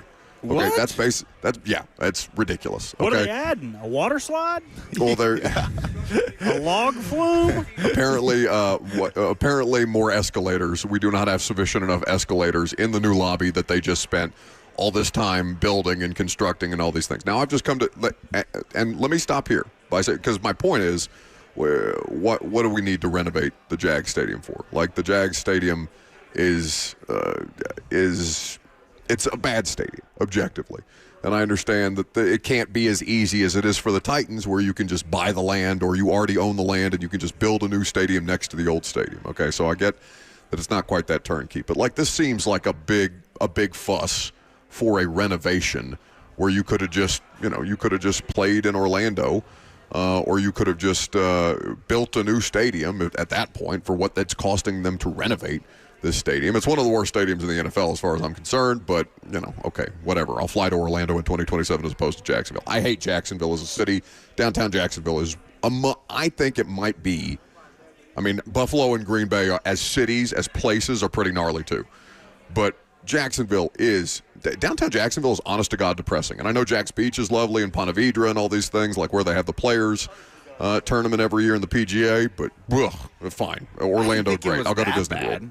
I didn't think downtown Jacksonville. I didn't walk around downtown Jacksonville like, oh, this place is a dump. Like, it's inland Florida. How much did you walk around downtown Jacksonville? Be honest with me. Quite a bit. I didn't fly out when I was there for that regular season finale in 2022. Remember the Joshua Dobbs AFC South title game on a Saturday night? Mm-hmm. I didn't fly out until that Sunday night, so I had all day the next Sunday to walk around. I did go to Jack's Beach, but I walked around downtown. I walked by the river or whatever, and they got that bridge. I don't know. I thought it was okay. I was like, okay, Jacksonville. That's not too bad. Not okay, Jacksonville. There's nowhere to eat. There's no retail. There's no wine bar. There's nowhere to get fresh caviar from sturgeon. Excuse me, where's your nearest Schvitz? I need someone to. You don't even know what a Schvitz is? Are you kidding me? I went to one last weekend. Megan took me in Detroit. We had a great time. It was awesome. It's been around since like the 30s. It was cool. Someone to manicure my toe hair, please.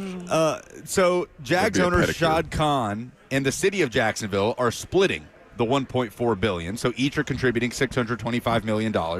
The city also agreed to pay $150 million over the 25 and 26 seasons on maintenance and repairs to prepare the stadium for construction, so the city is responsible for over half the total cost. Remember, this initially we thought was the path the Titans were going to go down, on a massive renovation to Nissan Stadium, before they said, you know what, let's just tear this thing down and build a new one. But Jacksonville is saying, nope, we're sticking with it. In Orlando, do you know how long of a drive that is from Jacksonville? I don't. It's a good 2 hours. It's a good 2-hour drive. So that's going to be, hell. They'd fly. They wouldn't drive. Yeah, fair enough. But Brad Hopkins is here. Blaine can talk about this too, obviously. The Titans went through the same thing. The Tennessee Oilers playing in Memphis for a period when they came up from Houston. And then Vandy. Yeah, but I'm saying in terms of the travel aspect, playing 2.5, 3 hours away in Memphis is pretty much what Jacksonville is going to be dealing with in 2027. So that'll be interesting to see what the crowds are like in Orlando for Jags home games. That maybe it has something to do with how good the team is. But I don't know anything about the Jags footprint in Florida in terms of how far-reaching they are from a fan perspective. Well, God knows. I mean, they're the best team out of the three of them, right? Right now they are, for sure, but I would bet you there's more Dolphins fans than Jags fans in Florida. I think you're probably right, just because the Dolphins were at one point considered one of the best franchises in all of sports, but not the next couple of years, man, where Malik Willis and nobody else are playing for the Dolphins. There is not Achane, I know, is still there, and what's the GM's name now? John Eric Sullivan has said that one of the priorities was to extend Achane. They're not at all interested in trading him. But I can't imagine that the Bucs and the Dolphins at this point in time have such a massive footprint that the Jags, as the best of those three teams, can't probably fill a stadium better than those two at this point. Man, although I don't know, Bucs fans, Tampa very hyper local, but Tampa does support the Bucs that way. Yeah, and they've obviously had success. They've had more sustained success than the Jags, so the Jags may be in a better position right now as we speak. Won a lot more recently than the Dolphins have. Oh my!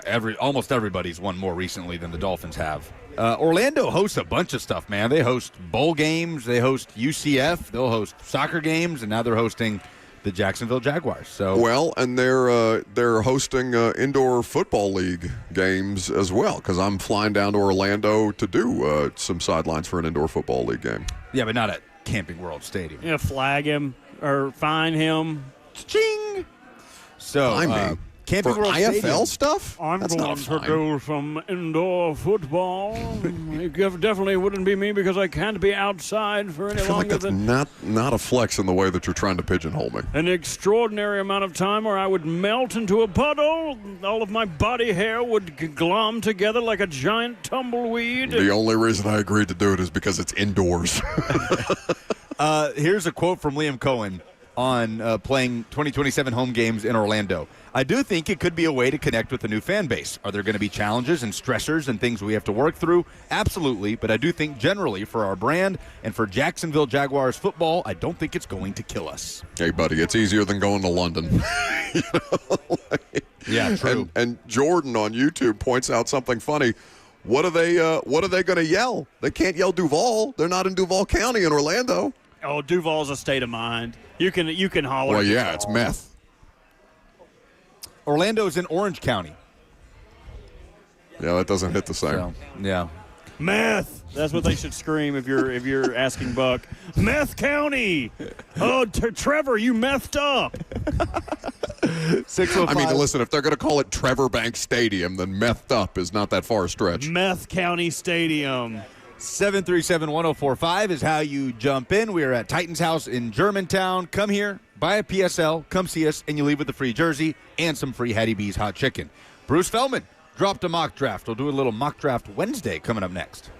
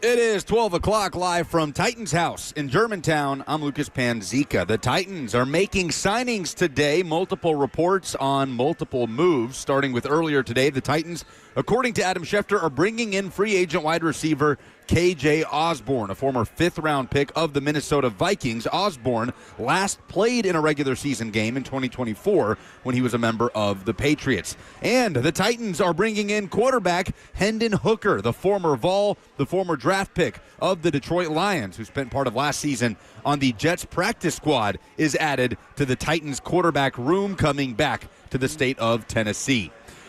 Yesterday, Tennessee's Pro Day happened in Knoxville with 14 former Vols working out. Cornerback Jermon McCoy quelled some concerns about his health with a 4.3 840, a 10.7 broad jump, and a 38-inch vertical. For all your foundation repairs and waterproofing needs, visit USSTN.com. Breaking news at once on your home for the Titans and Vols. This is 104.5 The Zone.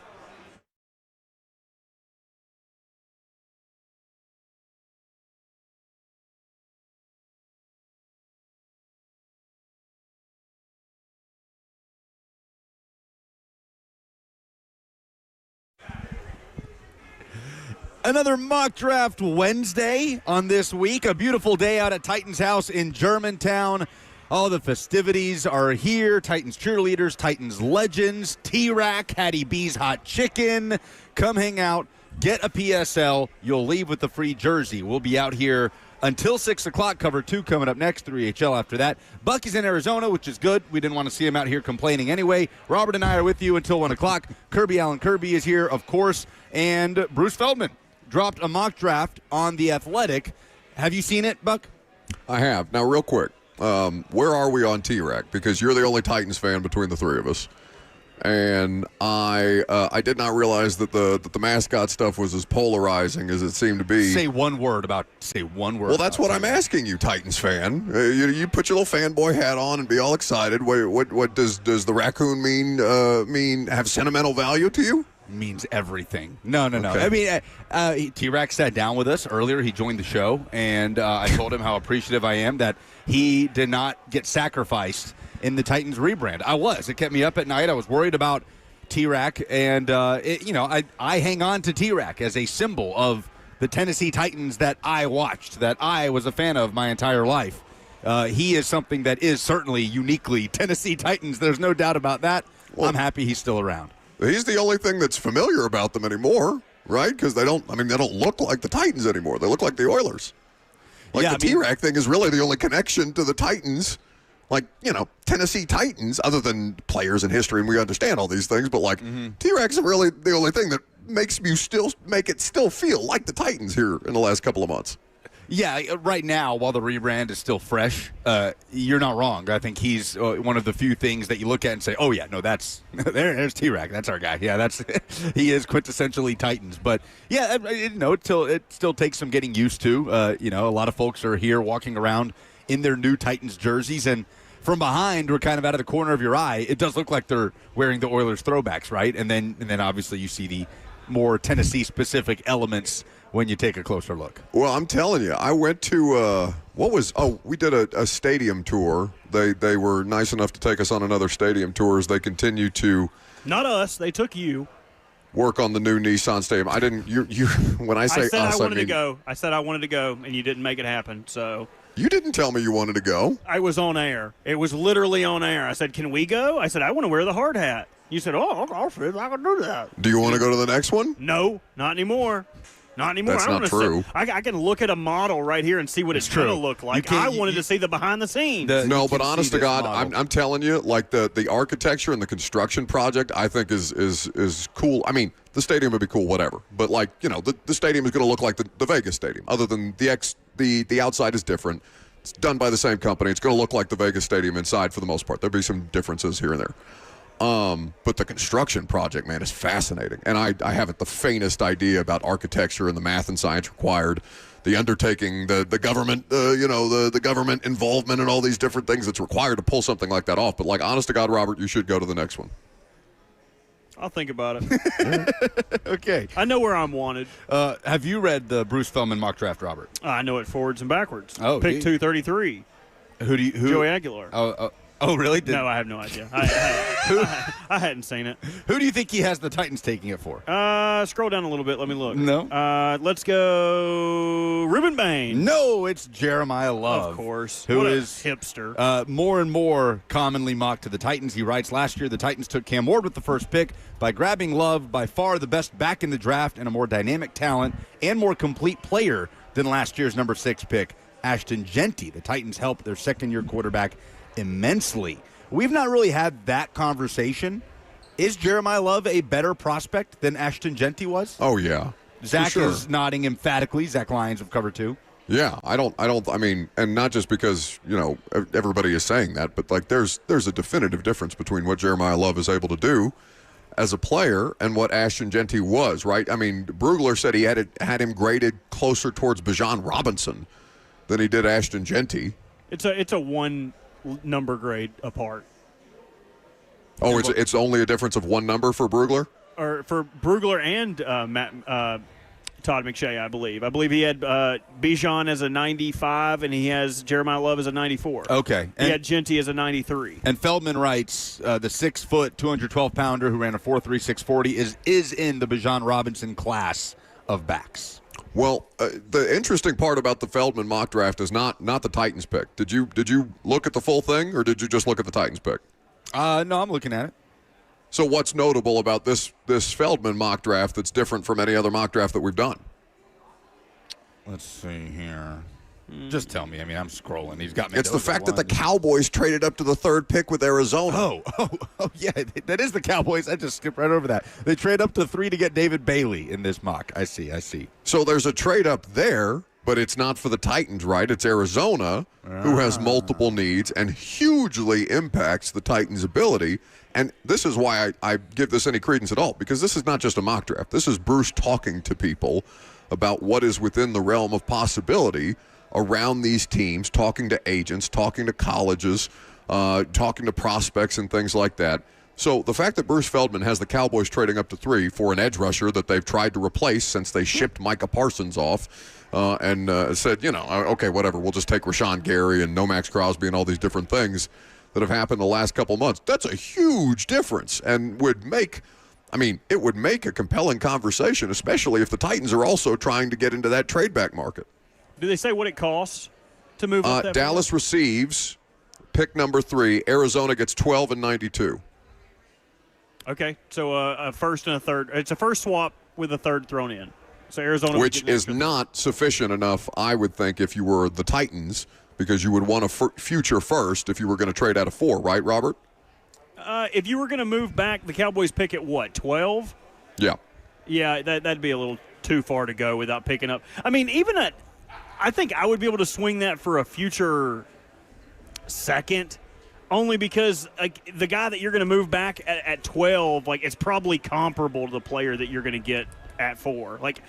By and large, it's going to be a comparable player. Especially because it's Dallas, and I mean, hell, I don't think that Dallas. I still think Philadelphia wins that division, even with all their flaws and their drama at this point in time. Like the Eagles are still the best team in the NFC East, but I don't think Dallas is a bad football team, and I do think that they really do just have a couple of tweaks on defense to make, and they're talking about it at minimum a wild card, right? So that pick, even if you were talking about a future 2, that future 2 could damn near be a third by the time you get to it. He does have your Ravens taking Jermod McCoy. Boo. In the first. Boo. You don't want Jermod McCoy. Well, they just X'd a trade for a guy that wasn't healthy enough long term. They've been bitten by the injury bug, hoping guys could recover their previous form, a la David Ajabo, Brashad Perryman. I don't think if they're picking that high, they are going to take someone who is that big of a risk, sight unseen. And that's just my expectation for what I believe them to be. Now, it's a new head coach, not a new general manager, but a new way of thinking without John Harbaugh in the building. Maybe they're more willing to take swings like that, but I think that would be a fool's errand, especially if you're trying to continue the momentum that they have as a playoff caliber team. Speaking of Harbaugh, he's got the Giants taking Sonny Styles at 5. That is a John Harbaugh pick, if I have ever seen one. Yeah, and he doesn't have a receiver going until Tate at 8 with the Saints. Yeah, This one, I texted Bruce about trying to get him on at some point this week. It's a little early. Well, I guess it's 10 a.m. out here on the West Coast. I'm pretty sure Bruce is based out here as well. So it would be great to catch up with him because I'd like more insight on the information that he's getting about all of this. Because we know that Bruce Feldman is one of the most informed people in the sport of football, college or pro. Yeah, and he says it on the front end. This is my 6th annual mock draft based on intel I've gathered from coaching, scouting, and agent sources over the past month plus. So, just quickly before you move on here, Lucas, because I'm reading, I do have the chat up on my iPad. D Squared says that's not a realistic trade, period, at all. The Cowboys what trade. if Bruce's information is telling you that that's about as good as you can do in this particular draft, right? Where we're talking about the kind of players that are at the top of the draft. Not all drafts are created equal. The value of these picks are not created equal year over year. So I'm not saying that Bruce's word is gospel on this, but if that's closer to the reality of what you could get in a trade up, then if you're a Titans executive or a Titans fan that's interested in a trade back, maybe that's all you can get this year, and it's not worth it.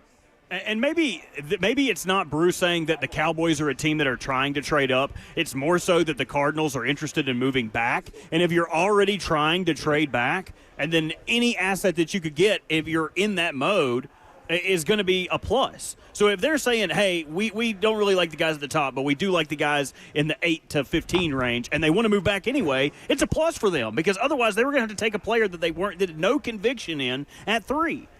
Yeah. Sorry, I get hot about these things. No, it's fair because, I mean, again, this just happened to the Titans in 2017 with Corey Davis. And they had 2 first-round picks that year anyway, but they won it out of 5, and they had no choice. And listen, Corey worked for a period of time. Was he worth the 5th overall pick? No, of course not. But they didn't have a choice at that point. They desperately needed a wide receiver. They added 2 that year, right? That's the Taywan Taylor draft as well in the 4th round, maybe 3rd round, Taywan Taylor. But either way, like, sometimes you just get stuck. 615-737-1045 is how you jump in. More from league meetings and on the Titans news that were made today when we come back live from Titans House in Germantown on 1045 The Zone.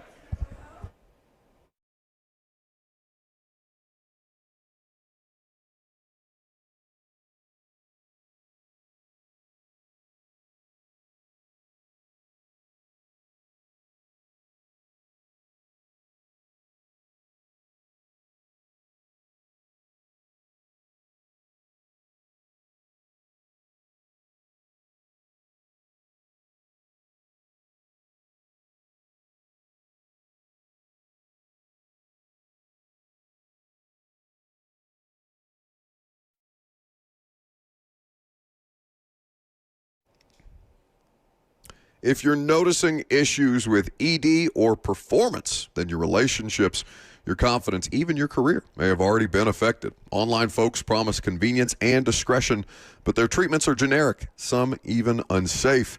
Guys, no more excuses. The Tennessee Men's Clinic is the state's first men's health-focused urology practice, with multiple urologists and providers focused solely on male performance. No unproven snake oil or peptides without solid research. Since 2014, they have pioneered men's health in Tennessee and have been testing and growing to make sure you get the best care and the safest, most effective treatments. They are, you can call them very easily at 615-208-9090. That's 615-208-9090, or book online in under 30 seconds at TennesseeMen'sClinic.com.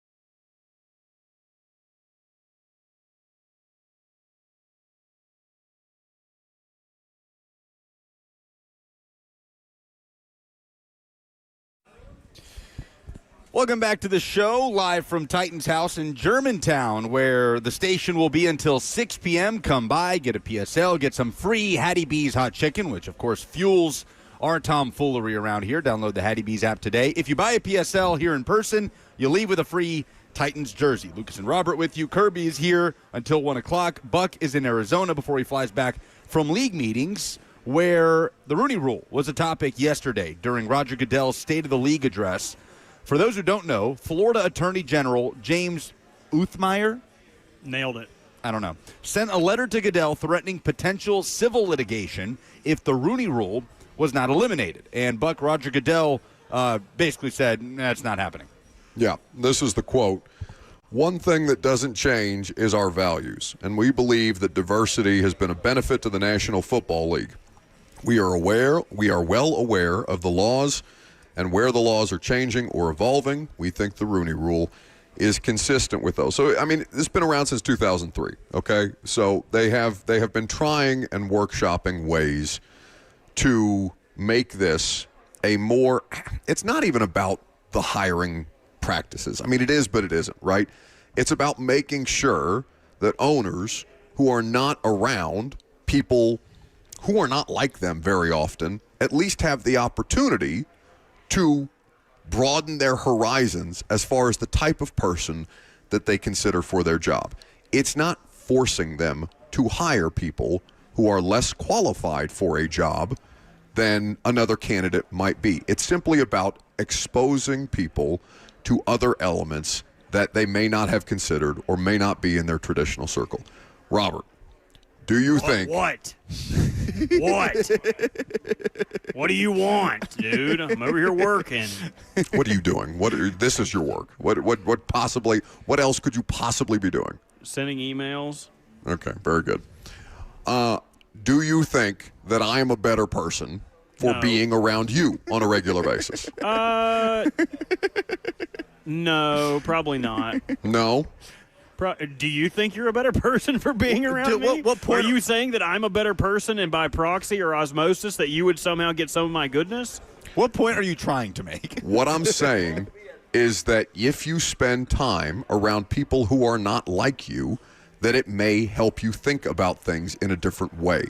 And it may give you different perspectives on things than you might otherwise have. There are plenty of reasons why this is a good thing, even if the way that they've implemented it, I absolutely am on the side of the Rooney Rule has its flaws. Like, it's by no stretch of the imagination a perfect scenario. And in fact, I think Roger Goodell looks foolish if he's up there saying it's consistent with their hiring practice and things like that, when the Bears essentially played by the Rooney rules, or excuse me, who hired the Bears assistant general manager? The Falcons? Falcons, correct. Falcons. So the Falcons hire Ian Cunningham, and all of a sudden the Bears don't get the kind of draft compensation that we're talking about because it's not viewed. What was the technicality that the Bears got to, or that essentially they skirted the Rooney Rule on because they're not getting the draft compensation? Essentially, Matt Ryan is the highest-ranking front office official in their front office. So Ian Cunningham, technically they did not hire a general manager. Technically they hired an assistant general manager, and that does not reward compensatory picks. So that's something that absolutely has to be rectified because that's ridiculous. That's completely ridiculous by the letter of the law and the rule that they've put in place now. So this thing has plenty of flaws, and I'm not here to pose any kind of fix-all or solve for the Rooney Rule, just that it needs to exist to continue to provide additional exposure to different elements that owners should consider in their hiring practices. That's it. It doesn't have to force them to make decisions or any of these DEI political buzzwords that people get all butthurt and upset about. It's a ridiculous thing. I think that people get upset about it the way that they do when you actually consider what we're talking about here, but I'm not here to sway people's opinions on that specific element, other than more exposure to things that aren't like you is generally good. Well, I, for one, am glad that hanging out for me gives you the perspective of the fat redneck community and how your opinions or things you share may impact them. Yeah, I wouldn't talk to fat and rednecks other than you. So, yes, it is exposing me to different elements that I would not otherwise be exposed to in my life. Fat rednecks unite! Yeah. You hear that? He finally likes us! I didn't say that. All the fat rednecks in here just like unanimously cheered. Fists in the air. You're what's the moment at the Olympics where they put their fists up? It was kind of like that. Yeah. Well, like the Black Unity, like Jesse. What was Yeah. Jesse Owens. Yeah, Jesse Owens. Yeah. See, we know things. Now we are. We represent the most. I don't want to say we're one of the most diverse shows on the station. We represent the most countries on the station. Yeah, by a mile. We are the good, bad, and the ugly. I'm sorry, I can't let you wax over that Jesse Owens comment. That happened in the 1930s, pre-World War II Germany. Yes. He's referring to 1968, Yes. Black Power Yes. from Mexico City, Yes. banned from the Olympics. For God's sakes, don't you ever besmirch another Ohio State Buckeye. Oh, Kirby! Get him, Kirby. It's all about the Buckeye pride. Get him. So Roger Goodell, pretty firm on his stance. Rooney Rule ain't going anywhere, regardless of what letters you send. Well, and by the way, it's not working. I mean, we've never had less minority coaches in the NFL. How many black head coaches do we have right now, or coaches of different ethnicities? Salah's one of them, for what it's worth. He's the only minority hire of this cycle, of which there were obviously 10 openings. So in principle, what they are trying is not working. That doesn't mean that the rule should go away entirely and that there aren't some tweaks to be made in that particular situation. Yeah. Okay. Anything else that we have not covered from league meetings? Well, before we move on from the fat redneck comments, you have offended someone near and dear to our hearts, Buck. Yeah, this is a problem. Well, he's texted us in a group chat and says, "So I'm not your friend?" Yeah, this is just... Is it a fat redneck? It's just sad. Would you consider Ben Jones a fat redneck? No. Ben's Ben he considers is himself that. He said, "I'm definitely in that category." He's a proud member of that community. So you have two fat rednecks that you have to like. It's me and it's Ben Jones. I don't think Ben's fat. I think that Ben is, Come on. the size of a former NFL offensive lineman. What's your excuse, fat ass? Hello.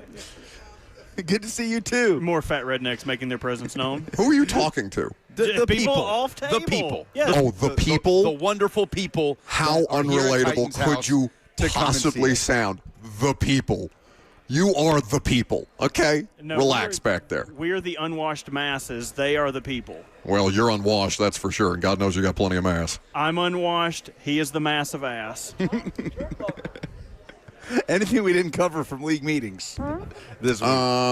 No, we talked about the Jacksonville stuff. We talked about the changes. We talked about the Titans component of things. Yeah, I mean, well, other than this, and this is not about this year's league meetings, but it's about next year's league meetings.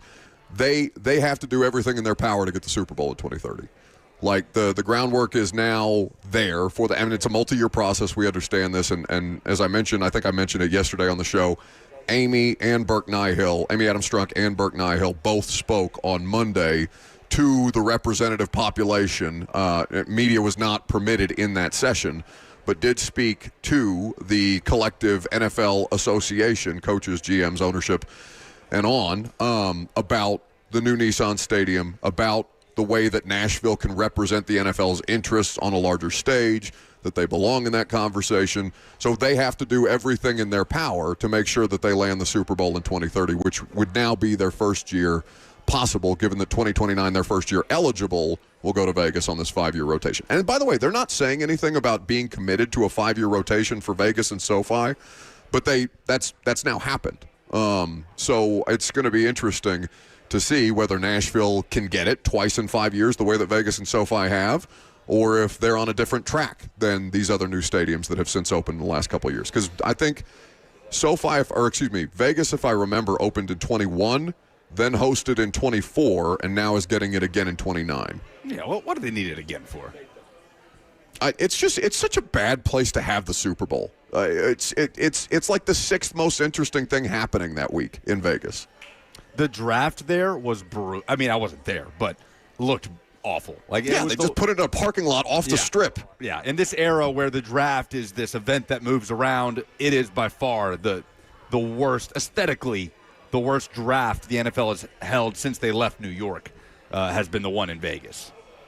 Yeah, no, and Detroit did an awesome job. I think Pittsburgh is going to be a cool city just having been to that city a couple of times now, and the logistics of Pittsburgh, especially the way that the stadium is set up, I assume a lot of it is going to be done around the stadium and the convergence of the three rivers and all these different things. I think it'll look great in Pittsburgh. We'll see how they can pull the rest of it off. I still think Nashville is one of the best, just from the way that we're set up as a downtown. Has anybody repeated since they've taken the draft on the road? Has anybody repeated yet, or have they just done different cities every year? I don't think anybody's gotten it again. No, it's been in Nashville, it's been in Vegas, it's been in Detroit, in Pittsburgh, Green Bay, Kansas City. I don't think so. Yeah, I don't think so. Well, we should get it again. Let's do it again. Let's run it back. Yeah, that was incredible. I mean, that was true. Nashville, I do think, and I am obviously very biased in saying this, but I do think Nashville is among the best in the country layout-wise to host something like the Super Bowl or an NFL draft. Like the Super Bowl in Nashville, locals would stay away and all that, but logistically, I think just could absolutely crush it here. Did you go down for any of the draft stuff during the day, like the draft at all? In 19? Oh yeah, yeah. I didn't really get. We did a little bit, but I wasn't like. Obviously, we do the draft. For people who don't know, the GMs and the coaches all draft from their respective practice facilities, and media are there because we do press conferences at the end of every night, and they put the kids on it used to be a conference call, now it's a Zoom call with us from the facility. So like local media people don't go to the draft, even when the draft was in Nashville. So I wandered down there one day during the festivities, because weren't our friends at was it Moon Taxi or the Wild Feathers that was playing the draft stage? Moon Taxi played the draft stage before the first round, yeah. Yeah, so did get a chance to see some of it. I was a little disappointed that I didn't get the opportunity to get down there for the full scale, but I know we crushed it. Yeah, it was awesome. I may have a terrible take here, and I'm open to interpretation, but I miss the draft in New York.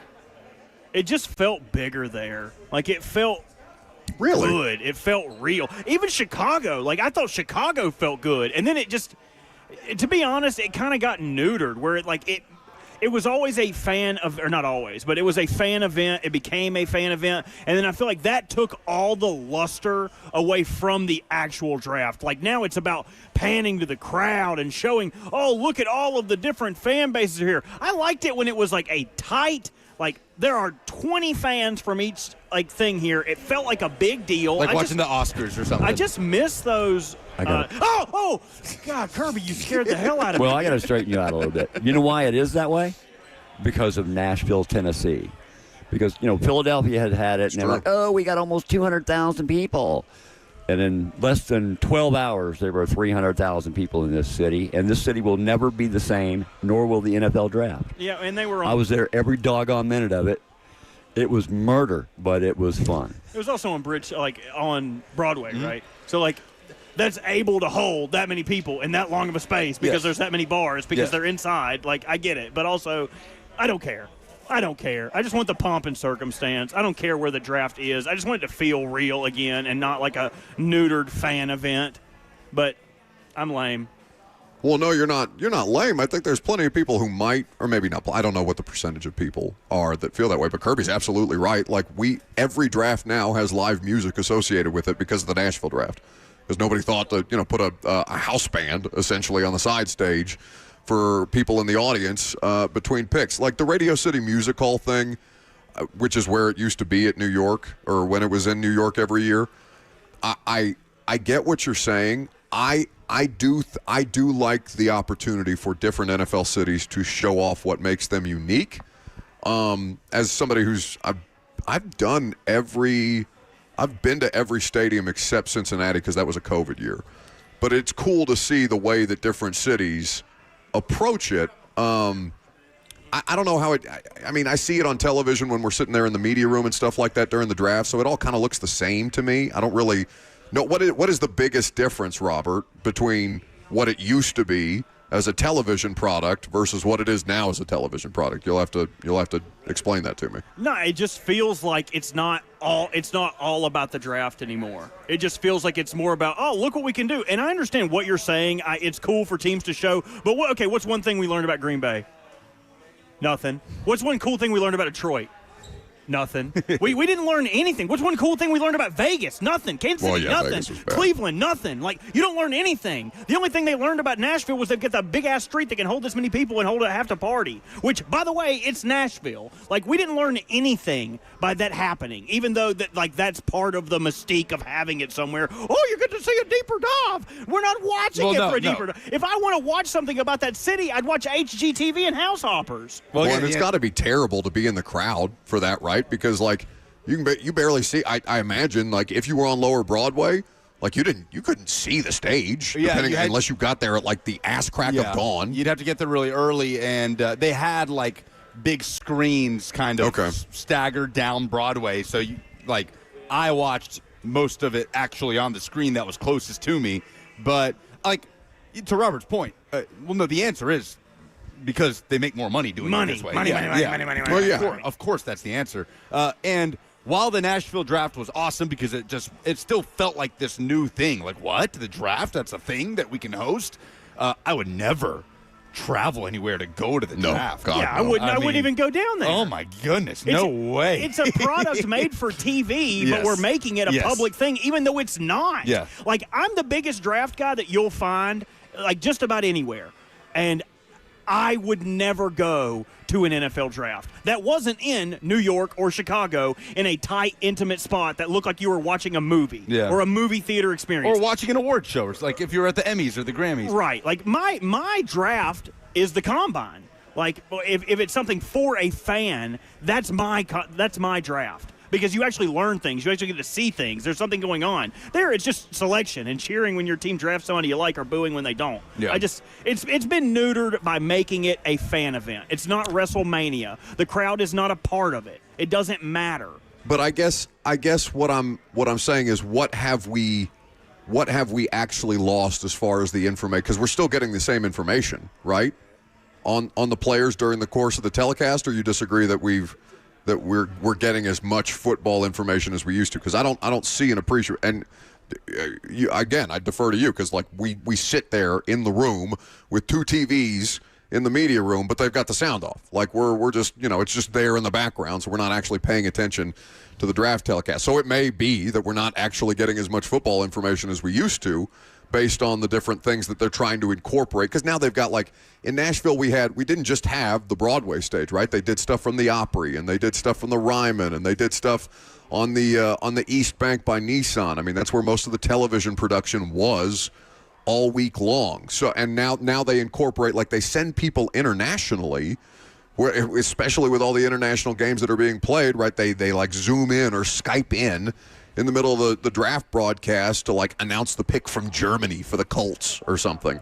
So are we seeing an appreciable loss in your consumption of the information during those telecasts because they've tried to incorporate so many different elements of production? No, and it's not about the information. I feel like we're getting the same amount of information. And if you're really watching draft for the information, you're looking at Twitter, you're seeing all the insiders report how and why that pick happened. And honestly, I have like two different broadcasts on. Like I'll do NFL Network, ESPN, or flip-flop to where whoever's coverage is the best. It's the feel for me. It doesn't feel like the draft anymore. It feels like a big fan event for, get excited for these players that are playing for your team. And it's not like, I don't know, it just doesn't feel like it's for the teams and the players anymore. It feels like it's for us.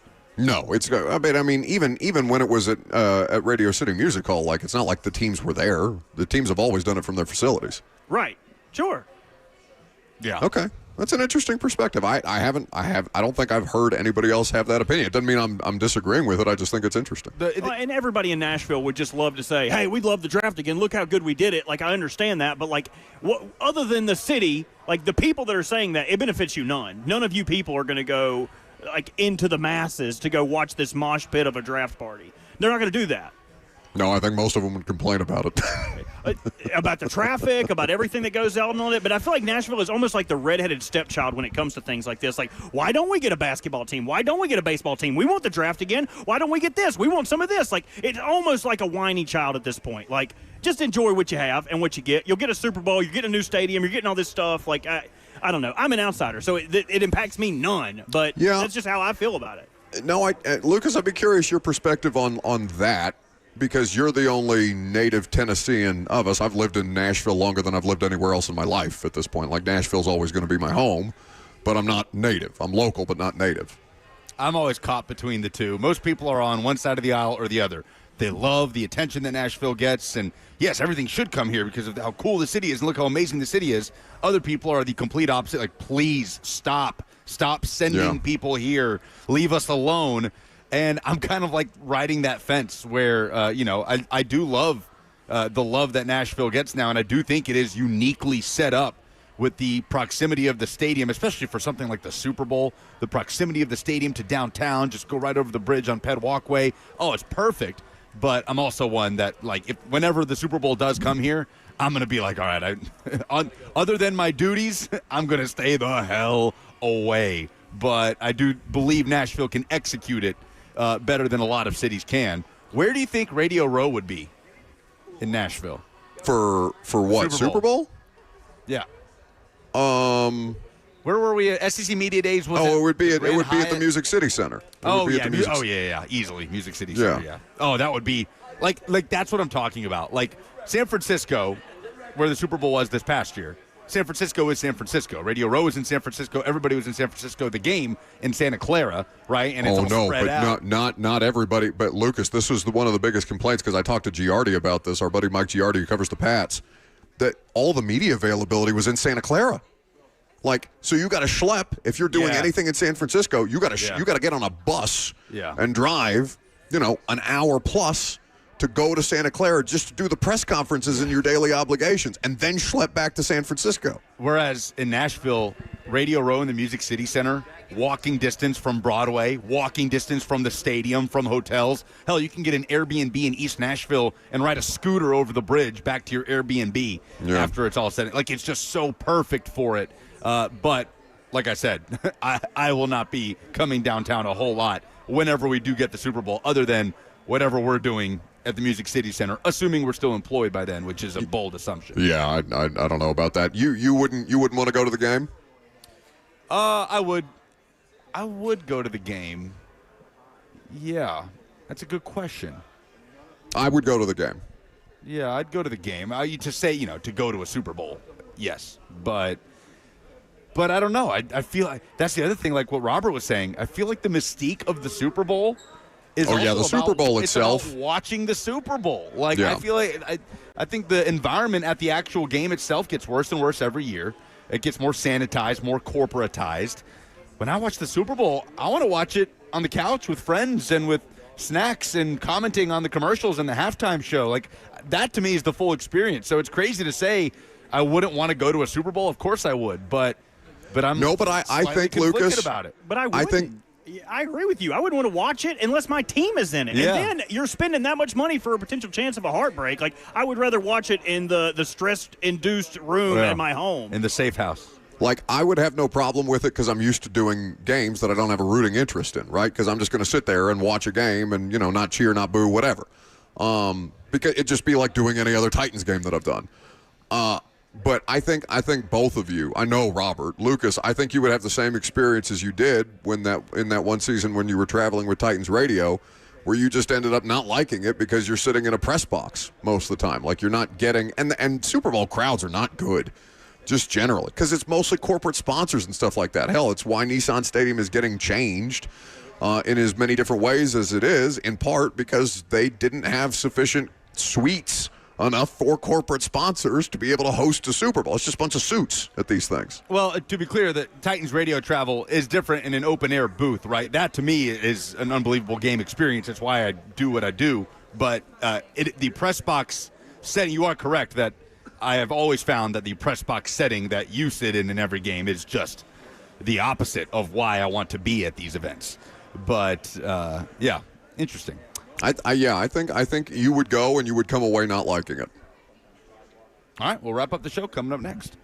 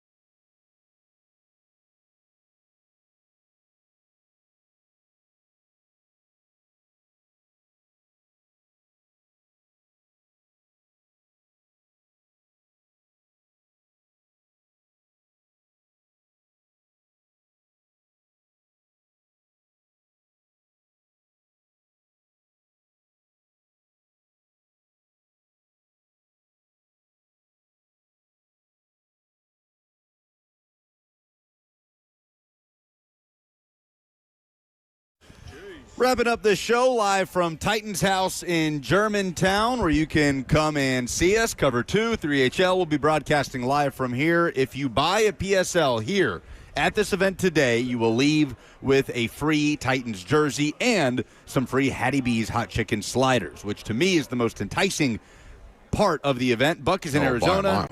By a mile. He'll be back on the air tomorrow in studio as we wrap things up. So Titans moves today. We talked about it. They signed KJ Osborne, former Vikings, Patriots, Commanders receiver, depth in the wide receiver room, and they sign Henden Hooker. It's all full circle as he comes back around. He joins a QB room with Will Levis. Should this move be in any way related to a potential, or should we assume this move is in any way related to a potential Will Levis trade? Oh, I wouldn't say in the immediate. No, there's not a sense that they're not going to let him at least try to improve his value. It would be a bad decision to trade him now before you get the opportunity. I mean, I guess he could hurt his value if he goes out there and pees down his leg during the preseason or something like that. But I don't think there's any, because what's the worst case scenario? That you just end up having to cut him, and that it's a sunk cost even more than it's already a sunk cost. But you've brought in two other quarterbacks now. You've got 4 quarterbacks in your room before spring practices even get underway. I think that he's either cut or traded, and that the trade element of it wouldn't really come into play until you get him the opportunity to say, hey, it's been a year since we've seen this guy throw a football, at least in a public setting. Let's get him out there, see what he can do, and see if Brian Dable can turn him into if nothing else, a 7th round, hey, we were going to cut this guy anyway, but we'll flip you a pick for him if you were just going to release him, type of deal. So yeah, I think, it's not like Henden Hooker's a lock to make the roster or anything like that. Mitch Trubisky is here to be the backup quarterback. If they want to mess around and keep a third for an emergency purpose, the way that Malik did that first year they implemented the rule, then I guess they could do that. But it's not like they're going to roster 3 quarterbacks for an extended period of time. No, that feels like a practice squad QB situation. When's the last time the Titans had 4 quarterbacks on the roster? I guess last year when Simeon was here, but Levis was shut down at that point, right? He had already been, he definitely. Simeon joined the Titans August 11th last year.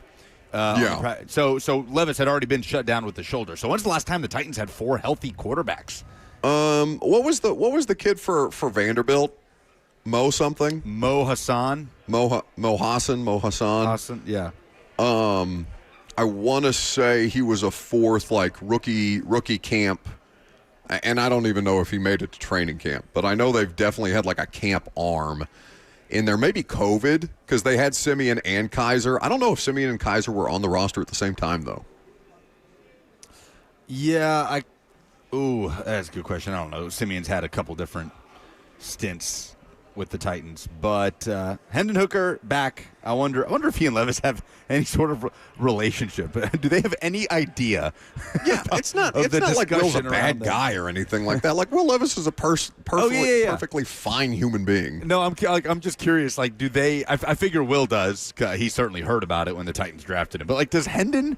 And I'm sure Henden has heard from a million Vols fans. The Titans should have drafted you. But I just wonder if they have any real idea on the scope of that discussion around here at the time. I promise you at least Levis does. Yeah, for sure. Levis definitely does.